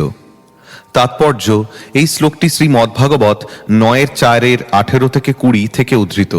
শ্লোক 140। কাম তজ্জি কৃষ্ণ ভজে শাস্ত্র আজ্ঞা মানি, দেব ঋষি পিত্রাদিকের কভু নহে ঋণী। শ্লোকার্থ: সমস্ত জড় কামনা বাসনা পরিত্যাগ করে যখন শাস্ত্রের নির্দেশ অনুসারে শ্রীকৃষ্ণের ভজনা করেন, তখন তিনি আর দেবতা, ঋষি, পিতৃপুরুষ আদি কারোর কাছে ঋণী থাকেন না। তাৎপর্য: জন্মের পর মানুষ নানাভাবে নানা জনের কাছে ঋণী হয়। আলো, বাতাস, জল ইত্যাদি প্রয়োজন সরবরাহের জন্য সে দেবতাদের কাছে ঋণী। বৈদিক শাস্ত্র নিহিত জ্ঞান লাভের জন্য সে ব্যাসদেব, নারদ, দেবল, অসিত আদি ঋষিদের কাছে ঋণী। কোনো বিশেষ পরিবারে জন্মগ্রহণ করার ফলে সে তাঁর পিতৃপুরুষের কাছে ঋণী। গাভীর কাছ থেকে দুধ পাওয়ার ফলে আমরা গাভীদের কাছে ঋণী। কিন্তু কেউ যখন সমস্ত কামনা বাসনা পরিত্যাগ করে পরমেশ্বর ভগবানের সেবায় সর্বতোভাবে যুক্ত হন, তখন তার এই সমস্ত ঋণগুলি আপনা থেকেই পরিশোধ হয়ে যায়। শ্রীমদ্ভাগবতে 11:5-41 উদ্ধৃত পরবর্তী শ্লোকে সেই সত্য প্রতিপন্ন হয়েছে। শ্লোক 141। অনুবাদ: যিনি সমস্ত জাগতিক কর্তব্য পরিত্যাগ করে সকলের আশ্রয় পরমেশ্বর ভগবানের শরণাগত হন, তখন আর তার দেবতাদের কাছে, ঋষিদের কাছে, অন্য প্রাণীদের কাছে, আত্মীয় স্বজনদের কাছে, সাধারণ মানুষদের কাছে এবং পিতৃপুরুষদের কাছে ঋণী থাকেন না। তাৎপর্য: শাস্ত্রে বলা হয়েছে, অধ্যাপনম ব্রহ্মযজ্ঞঃ পিতৃযজ্ঞস্তু তর্পণম, হোমো দৈবো বলির্ভৌতো নৃযজ্ঞো তিথি পূজনম। অগ্নিতে ঘৃতাহুতি দিয়ে হোমের দ্বারা দেবতাদের যজ্ঞ, অধ্যাপনের দ্বারা ব্রহ্মযজ্ঞ বা ঋষিযজ্ঞ, তর্পণের দ্বারা পিতৃযজ্ঞ, বলির দ্বারা ভূতযজ্ঞ ও অতিথি পূজার দ্বারা নৃযজ্ঞ সম্পন্ন হয়। এইভাবে পঞ্চযজ্ঞের দ্বারা পঞ্চ ঋণ পরিশোধ হয়। তাই এই 5 প্রকার যজ্ঞ অনুষ্ঠান করা কর্তব্য। কিন্তু কেউ যখন সংকীর্তন যজ্ঞ করেন, তখন আর তাকে অন্য কোনো যজ্ঞ অনুষ্ঠান করতে হয় না। শ্রীমদ্ভাগবতে নারদ মুনি বসুদেবের কাছে ভাগবত ধর্ম বর্ণনা করতে গিয়ে বিধেয় রাজ নিমি ও নবযোগেন্দ্র সংবাদ কীর্তন করেছিলেন। পূর্বে অষ্টযোগেন্দ্র যথাক্রমে নিমির প্রশ্নোত্তর প্রদান করলে তাঁদের অন্যতম করভাজন ঋষি নিমির কাছে ভগবান বিষ্ণুর 4 যুগাবতারের বর্ণনা করার পর এই শ্লোকে শ্রীকৃষ্ণের শুদ্ধ ভক্তের মহিমা এইভাবে বর্ণনা করেছেন। শ্লোক 142। বিধি ধর্ম ছাড়ি ভজে কৃষ্ণের চরণ, নিষিদ্ধ পাপাচারে তার কভু নহে মন। শ্লোকার্থ: শুদ্ধ ভক্ত বর্ণাশ্রম ধর্মের বিধিনিষেধগুলি ত্যাগ করে কেবল শ্রীকৃষ্ণের শ্রী পাদপদ্মের ভজনা করেন, তাই স্বাভাবিকভাবেই কোনো রকম নিষিদ্ধ পাপ আচরণে তার স্পৃহা থাকে না। তাৎপর্য, বর্ণাশ্রম প্রথা এমনভাবে আয়োজন করা হয়েছে যাতে কেউ কোনো রকম পাপকর্ম না করে। পাপের ফলেই জীবের ভববন্ধন হয়। কেউ যদি এই জীবনে পাপকর্ম করে তাহলে সে তার পরবর্তী জীবনে দণ্ডভোগ করার জন্য উপযুক্ত শরীর প্রাপ্ত হয়। কেউ যখন পুনরায় পাপকর্ম করে তখন সে আরেকটি জড়দেহ প্রাপ্ত হয়। এইভাবে জীব নিরন্তর জড়া প্রকৃতির প্রভাবাধীন। পুরুষঃ প্রকৃতিস্থো হি ভুঙ্ক্তে প্রকৃতিজান গুণান কারণং গুণসঙ্গোস্য সদসদ্যোনিজন্মসু। যারা প্রকৃতিতে আবদ্ধ জীব প্রকৃতির গুণের প্রভাবে সুখ দুঃখ ভোগ করে, প্রকৃতির গুণের সঙ্গ প্রভাবে সে সৎ এবং অসৎ যোনি প্রাপ্ত হয়। প্রকৃতির গুণের সঙ্গ প্রভাবে আমরা সৎ এবং অসৎ বিভিন্ন প্রকার দেহ প্রাপ্ত হই। সম্পূর্ণরূপে পাপমুক্ত না হওয়া পর্যন্ত জীব জন্ম মৃত্যুর আবর্ত থেকে মুক্ত হতে পারে না। তাই সর্বশ্রেষ্ঠ পন্থা হচ্ছে কৃষ্ণ ভক্তি অবলম্বন করা। সর্বতোভাবে পাপ থেকে মুক্ত না হলে কৃষ্ণ ভক্তি অবলম্বন করা যায় না। যিনি অত্যন্ত নিষ্ঠা সহকারে কৃষ্ণ ভক্তি অবলম্বন করেছেন তিনি স্বাভাবিকভাবেই সমস্ত পাপ থেকে মুক্ত। ভগবদ্ভক্তরা পাপকর্মের প্রতি বীতশ্রদ্ধ। আইনের দ্বারা জোর করে জীবকে পাপকর্ম থেকে বিরত করা যায় না, কিন্তু কেউ যদি কৃষ্ণ ভক্তি অবলম্বন করেন তাহলে তিনি অনায়াসে সমস্ত পাপকর্ম পরিত্যাগ করতে পারেন। সে কথা পরবর্তী শ্লোকে প্রতিপন্ন হয়েছে। শ্লোক 143। অজ্ঞানে বা হয় যদি পাপ উপস্থিত, কৃষ্ণ তাঁরে শুদ্ধ করে, না করায় প্রায়শ্চিত্ত। শ্লোকার্থ, কিন্তু ভক্ত যদি অজ্ঞানতাবশত কোনো পাপকর্ম করে থাকেন তাহলে শ্রীকৃষ্ণ তাকে সেই পাপ থেকে মুক্ত করেন। ভগবান ভক্তকে পাপের জন্য প্রায়শ্চিত্ত করান না। তাৎপর্য, শ্রীকৃষ্ণ অন্তরে চৈত্য গুরুরূপে শরণাগত জীবকে পবিত্র করেন। শ্রীমদ্ভাগবতে 11:5-42 থেকে উদ্ধৃত পরবর্তী শ্লোকে তা বর্ণনা করা হয়েছে। শ্লোক 144। অনুবাদ, যিনি অন্যভাব পরিত্যাগ করে পরমেশ্বর ভগবান শ্রীকৃষ্ণের শ্রী পাদপদ্মের পূর্ণ আশ্রয় গ্রহণ করেছেন তিনি শ্রীকৃষ্ণের অত্যন্ত প্রিয়। তিনি যদি ঘটনাচক্রে কোনো পাপ করেও ফেলেন, পরমেশ্বর হৃদয়ে প্রবিষ্ট থেকে তাঁর পাপ বিনষ্ট করে দেন। শ্লোক 145। জ্ঞান বৈরাগ্যাদি ভক্তির কভু নহে অঙ্গ, অহিংসাজম নিয়মাদি বুলে কৃষ্ণ ভক্ত সঙ্গ। শ্লোকার্থ, জ্ঞান বৈরাগ্য ইত্যাদি কখনোই ভক্তির অঙ্গ নয়। অহিংসা, ইন্দ্রিয় সংযম, মন সংযম ইত্যাদি সৎগুণগুলি সর্বদাই কৃষ্ণ ভক্তের সঙ্গে থাকে। তাৎপর্য, সাধারণ মানুষ অথবা নবীন ভক্তরা অনেক সময় মনে করে যে জ্ঞান, বৈরাগ্য, তপশ্চর্যা ইত্যাদির মাধ্যমে কেবল ভক্তি মার্গে উন্নতি সাধন করা যায়, কিন্তু প্রকৃতপক্ষে তা সত্য নয়। শুদ্ধ আত্মার সঙ্গে জ্ঞান, যোগ, বৈরাগ্যের সম্পর্ক নেই। কেউ যখন সাময়িকভাবে জড়জগতের বন্ধনে আবদ্ধ থাকে তখন এই সমস্ত পন্থাগুলি তাকে কিছুটা সাহায্য করতে পারে, কিন্তু শুদ্ধ কৃষ্ণ ভক্তের সেগুলির কোনো প্রয়োজন হয় না। জড়জগতে এই ধরনের কার্যকলাপগুলি পরিণামে জড়ভোগ অথবা ব্রহ্মে লীন হয়ে যাওয়ার পর্যবসিত হয়। ভগবানের নিত্য প্রেমময়ী সেবায় তাদের কোনো অবদান নেই। কেউ যখন জ্ঞান, কর্ম ইত্যাদি পরিত্যাগ করে কেবল ভগবানের প্রেমময়ী সেবায় যুক্ত হন তখন তিনি সর্বতোভাবে সিদ্ধি লাভ করেন। তাই ভক্তের জ্ঞান, অন্য কর্ম বা অষ্টাঙ্গ যোগের কোনো প্রয়োজন হয় না। ভগবানের অপ্রাকৃত প্রেমময়ী সেবায় এগুলি আপনা থেকেই অন্তর্ভুক্ত হয়ে আছে। শ্লোক 146। অনুবাদ, যিনি সর্বতোভাবে আমার সেবায় যুক্ত, যাঁর মন ভক্তিযোগে আমাতে নিবদ্ধ, তার পক্ষে জ্ঞান চেষ্টা ও বৈরাগ্য চেষ্টা প্রায়ই শ্রেয়স্কর হয় না। তাৎপর্য, ভগবদ্ভক্তির পন্থা সর্বদাই অন্য সমস্ত কার্যকলাপ থেকে স্বতন্ত্র। প্রাথমিক স্তরে মনোধর্মী জ্ঞানের পন্থা অথবা অষ্টাঙ্গ যোগের পন্থা কিছুটা লাভ হতে পারে, কিন্তু তা কখনোই ভগবদ্ভক্তির অঙ্গ হিসাবে বিবেচনা করা যায় না। এই শ্লোকটি শ্রীমদ্ভাগবত 11:20-31 এই জগৎ থেকে বিদায় নেওয়ার ঠিক পূর্বে উদ্ভবের প্রতি শ্রীকৃষ্ণের উপদেশ। এগুলি স্বয়ং শ্রীকৃষ্ণের দেওয়া অত্যন্ত গুরুত্বপূর্ণ উপদেশ। শ্রী উদ্ভব ভগবানকে বেদের দুই প্রকার নির্দেশ সম্বন্ধে প্রশ্ন করেছিলেন। বেদের একটি নির্দেশকে বলা হয় প্রবৃত্তি মার্গ এবং অপরটিকে বলা হয় নিবৃত্তি মার্গ। এগুলি যথাক্রমে বৈধি ভক্তি অনুসারে এই জগৎকে ভোগ করার নির্দেশ এবং উচ্চতর পারমার্থিক উপলব্ধির উদ্দেশ্যে জড়ভোগ ত্যাগ করার নির্দেশ। কখনো কখনো মানুষ বুঝতে পারে না যে পারমার্থিক উন্নতির জন্য জ্ঞানের পন্থা অবলম্বন করা উচিত, না যোগের পন্থা অবলম্বন করা উচিত। কিন্তু শ্রীকৃষ্ণ উদ্ভবের কাছে বিশ্লেষণ করেন যে ভগবদ্ভক্তি মার্গে উন্নতি সাধনের জন্য জ্ঞান ও যোগের কৃত্রিম পন্থার প্রয়োজন হয় না। ভগবদ্ভক্তি সম্পূর্ণরূপে চিন্ময়, তার সঙ্গে জড় কার্যকলাপের কোনো সম্পর্ক নেই। ভক্ত সঙ্গে শ্রবণ এবং কীর্তনের মাধ্যমে ভগবদ্ভক্তির বিকাশ হয়। ভগবদ্ভক্তি যেহেতু সম্পূর্ণরূপে জড়াতীত, তাই কোনো জড় কার্যকলাপের সঙ্গে তার কোনো সম্পর্ক নেই। শ্লোক 147। অনুবাদ: হে ব্যাধ, তোমার মধ্যে যে অহিংসা আদি গুণাবলীর বিকাশ হয়েছে তাতে আশ্চর্য হওয়ার কিছু নেই, কেননা যারা ভগবানের সেবায় যুক্ত হয় তারা কখনো অন্য জীবকে মাৎসর্য বশে ক্লেশ প্রদান করে না। তাৎপর্য: এই শ্লোকটি স্কন্দ পুরাণ থেকে উদ্ধৃত। শ্লোক 148। বৈধি ভক্তি সাধনের কহিলু বিবরণ, রাগানুগা ভক্তির লক্ষণ শুনো সনাতন। শ্লোকার্থ: হে সনাতন, আমি বৈধি ভক্তি সাধনের কথা বর্ণনা করলাম, এখন আমি রাগানুগা ভক্তির লক্ষণ বর্ণনা করছি। শ্লোক 149। রাগাত্মিকা ভক্তি মুখ্যা ব্রজবাসী জনে, তার অনুগত ভক্তির রাগানুগা নামে। শ্লোকার্থ: ব্রজবাসীর স্বতঃস্ফূর্ত রাগাত্মিকা ভক্তিতে শ্রীকৃষ্ণের প্রতি প্রীতিপরায়ণ। এই প্রকার ভক্তির সঙ্গে কোনো কিছুর তুলনা হয় না।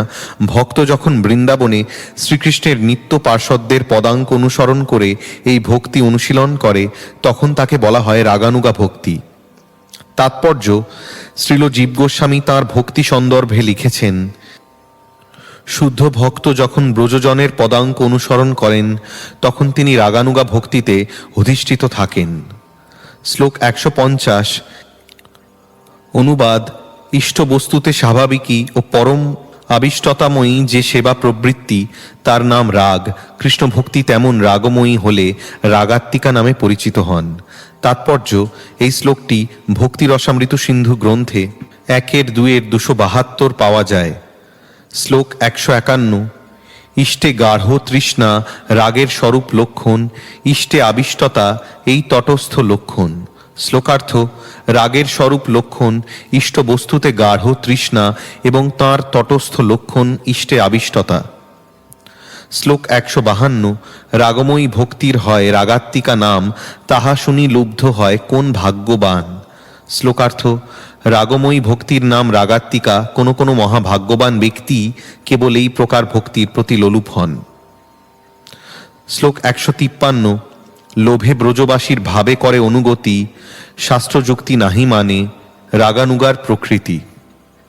শ্লোকার্থ: রাগানুগা ভক্তির প্রকৃতি হচ্ছে লোভে ব্রজবাসীর ভাবের অনুগমন করা, এবং এই স্বতঃস্ফূর্ত প্রেমে ভক্ত শাস্ত্রযুক্তি মানে না। তাৎপর্য: শ্রীল ভক্তি সিদ্ধান্ত সরস্বতী ঠাকুর বলেছেন যে ব্রজবাসীদের ভাবে লুব্ধ হয়ে, অর্থাৎ গোপ, নন্দ মহারাজ, মা যশোদা, রাধারানী, গোপিকা এবং গাভী ও গোবৎস এদের ভাবে লুব্ধ হয়ে তাদের ভাবে অনুগমন রাগানুগা ভক্তদের স্বাভাবিক প্রবৃত্তি। উন্নত স্তরের ভক্ত স্বাভাবিকভাবেই ভগবানের নিত্য পার্ষদদের সেবার প্রতি আসক্ত। এই আসক্তিকে বলা হয় রাগানুগা ভক্তি, একে বলা হয় স্বরূপ উপলব্ধি। প্রাথমিক স্তরে এই অবস্থা লাভ করা যায় না। প্রাথমিক স্তরে শাস্ত্রের বিধিনিষেধ এবং গুরুদেবের নির্দেশ অনুসারে বৈধি ভক্তি অনুশীলন করতে হয়। বৈধি ভক্তি অনুসারে নিরন্তর ভগবানের সেবা করার ফলে জীবের স্বাভাবিক প্রবৃত্তি ধীরে ধীরে বিকশিত হয়। তাকেই বলা হয় স্বতঃস্ফূর্ত আকর্ষণ বা রাগানুগা ভক্তি। জাতরুচি ভক্তরা স্বভাবক্রমে শাস্ত্রযুক্তিতে সুনিপুণ।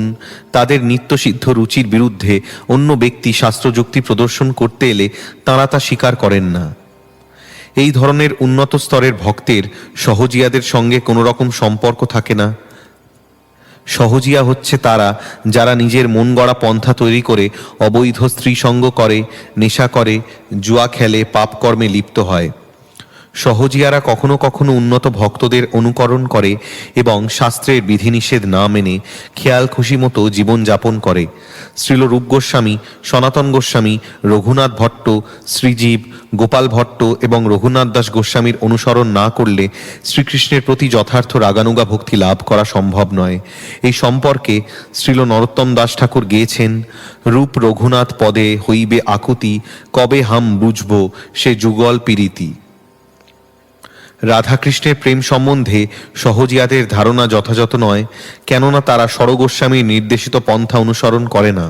রূপ গোস্বামীর বেশের অনুকরণ করে তারা যে অবৈধ স্ত্রীসঙ্গ করে, তার ফলে তারা নরকের নিম্নতম প্রদেশে প্রক্ষিপ্ত হবে। এই সমস্ত সহজিয়ারা বঞ্চিত এবং দুর্ভাগা। বাইরে তারা পরমহংসের মতো আচরণ করে, কিন্তু প্রকৃতপক্ষে তারা হচ্ছে লম্পট। শ্লোক 154।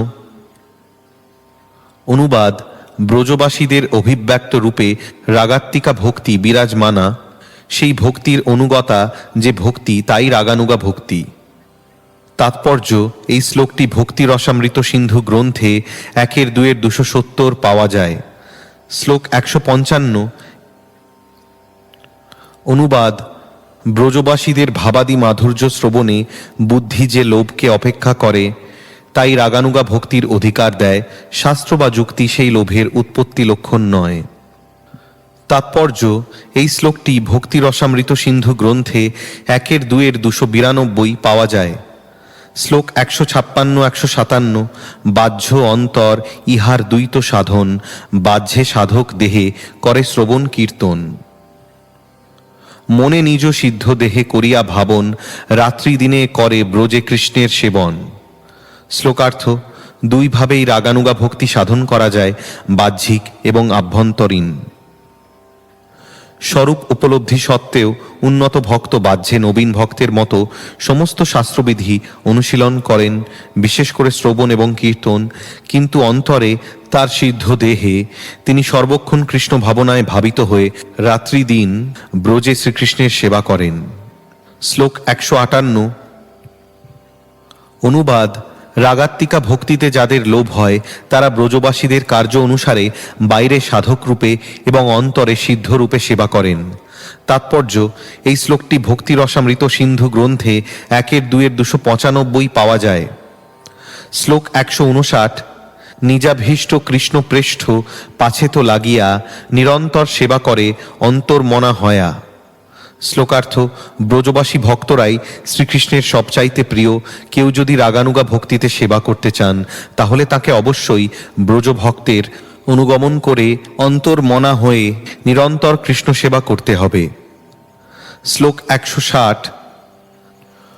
অনুবাদ: শ্রীকৃষ্ণ এবং তাঁর কোনো প্রিয় ভক্তকে সর্বদা স্মরণ করে সেই কথায় রত হয়ে সর্বদা ব্রজে বাস করা উচিত।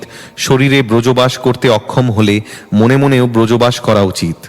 তাৎপর্য: এই শ্লোকটি ভক্তি রসামৃত সিন্ধু গ্রন্থে 1-2-294 পাওয়া যায়। শ্লোক 161। দাস সখা পিত্রাদি প্রেয়সীর গণ, রাগমার্গে নিজ নিজ ভাবের গণন। শ্লোকার্থ: শ্রীকৃষ্ণের নানা প্রকার ভক্ত রয়েছেন। তাঁদের কেউ তাঁর দাস, কেউ সখা, কেউ পিতা মাতা এবং কেউ প্রেয়সী। যারা স্বতঃস্ফূর্ত প্রেমে এই ভাবসমূহের কোনো একটিতে অধিষ্ঠিত, তারা রাগমার্গে অধিষ্ঠিত বলে বিবেচনা করা হয়। শ্লোক 162। অনুবাদ: মাতো হে শান্তিরূপ, আমি যাদের প্রিয় আত্মা, সুত, সখা, গুরু, সুহৃদ, দৈব ও ইষ্ট, তারা সর্বদাই আমাতে আসক্ত। আমার কালচক্র তাদের কখনো নাশ করে না। তাৎপর্য: এই শ্লোকটি শ্রীমদ্ভাগবতে 3-25-38 মাতা দেবহূতির প্রতি কপিলদেবের উক্তি। কপিলদেব তাঁর মাতাকে সাংখ্যযোগ সম্বন্ধে উপদেশ দেন, কিন্তু এখানে ভক্তিযোগের গুরুত্ব উল্লেখ করা হয়েছে। পরবর্তীকালে নাস্তিকেরা সাংখ্যযোগের অনুকরণ করে, যা অন্য আরেক কপিলদেব, ঋষি কপিলদেব কর্তৃক প্রণীত হয়েছে। শ্লোক 163। অনুবাদ: পতি, পুত্র, সুহৃদ, ভ্রাতা, পিতা, মিত্র ইত্যাদি রূপে হরিকে সর্বদা উদ্যোগী হয়ে যারা ধ্যান করেন, তাদের আমি বারবার প্রণতি নিবেদন করি। তাৎপর্য: এই শ্লোকটি ভক্তি রসামৃত সিন্ধু গ্রন্থে 1-2 308 উল্লেখ করা হয়েছে। শ্লোক 164, এই মতো করে যে বা রাগানুগা ভক্তি, কৃষ্ণের চরণে তাঁর উপজয় প্রীতি। শ্লোকার্থ, এইভাবে যিনি রাগানুগা ভক্তি অনুশীলন করেন, ধীরে ধীরে তাঁর শ্রীকৃষ্ণের শ্রীপাদপদ্মে প্রীতির উদয় হয়। শ্লোক 165, প্রীতঙ্কুরে রতি ভাব হয় দুই নাম, যাহা হইতে বশ হন শ্রী ভগবান। শ্লোকার্থ, প্রেমের বা প্রীতির অঙ্কুরের দুটি নাম রতি ও ভাব, তার প্রভাবে ভগবান বশ হন। তাৎপর্য, শ্রীল ভক্তি সিদ্ধান্ত সরস্বতী ঠাকুর এই শ্লোকটি সম্বন্ধে তাঁর অনুভাষ্যে লিখেছেন, যিনি এইভাবে অর্থাৎ বাহিরে সাধক দেহে হরিকথা কীর্তন করে সেবা করেন এবং মনে কৃষ্ণ সেবার উপযোগী স্বীয় রস অনুসারে সিদ্ধ দেহে সর্বদা ব্রজে রাধাকৃষ্ণের সেবা করেন, তিনি শাস্ত্র বা গুরুশাসন বলে বৈধি ভক্তির পরিবর্তে নিজের স্বাভাবিক জাতরুচির প্রভাবে রাগানুগা পথে চলতে চলতে শ্রীকৃষ্ণের চরণে প্রগাঢ় প্রীতি লাভ করেন। রাগানুগা মার্গেই রতি বা ভাবপ্রবাহে কৃষ্ণ বশীভূত হন এবং তখনই কৃষ্ণ প্রেম সেবা প্রাপ্তি ঘটে। শ্লোক 166, যাহা হইতে পাই কৃষ্ণের প্রেম সেবন, এই তো কহিলু অভিধেহ বিবরণ। শ্লোকার্থ, যার থেকে শ্রীকৃষ্ণের প্রেম সেবা লাভ হয় তাই হচ্ছে অভিধেহ, এবং আমি এখানে তা বর্ণনা করলাম। শ্লোক 167, অভিধেহ সাধন ভক্তি এবে কহিলু সনাতন, সংক্ষেপে কহিলু বিস্তার না যায় বর্ণন। শ্লোকার্থ, হে সনাতন, আমি সংক্ষেপে কৃষ্ণপ্রেম প্রাপ্তির উপায় সাধন ভক্তি বর্ণনা করলাম, তা বিস্তারিতভাবে বর্ণনা করা যায় না। শ্লোক 168, অভিধেহ সাধন ভক্তি শুনে যেই জন, অচিরাত পায় সেই কৃষ্ণ প্রেম ধন। শ্লোকার্থ, অভিধেহ সাধন ভক্তি সম্বন্ধে যিনি শোনেন তিনি অচিরেই কৃষ্ণপ্রেম ধন লাভ করেন। শ্লোক 169, শ্রীরূপ রঘুনাথ পদে যার আশ, চৈতন্য চরিতামৃত কহে কৃষ্ণদাস। শ্লোকার্থ, শ্রীল রূপ গোস্বামী ও শ্রীল রঘুনাথ দাস গোস্বামীর শ্রীপাদপদ্মে আমার প্রণতি নিবেদন করে এবং তাঁদের কৃপা প্রার্থনা করে তাঁদের পদাঙ্ক অনুসরণ পূর্বক আমি কৃষ্ণদাস শ্রীচৈতন্য চরিতামৃত বর্ণনা করছি।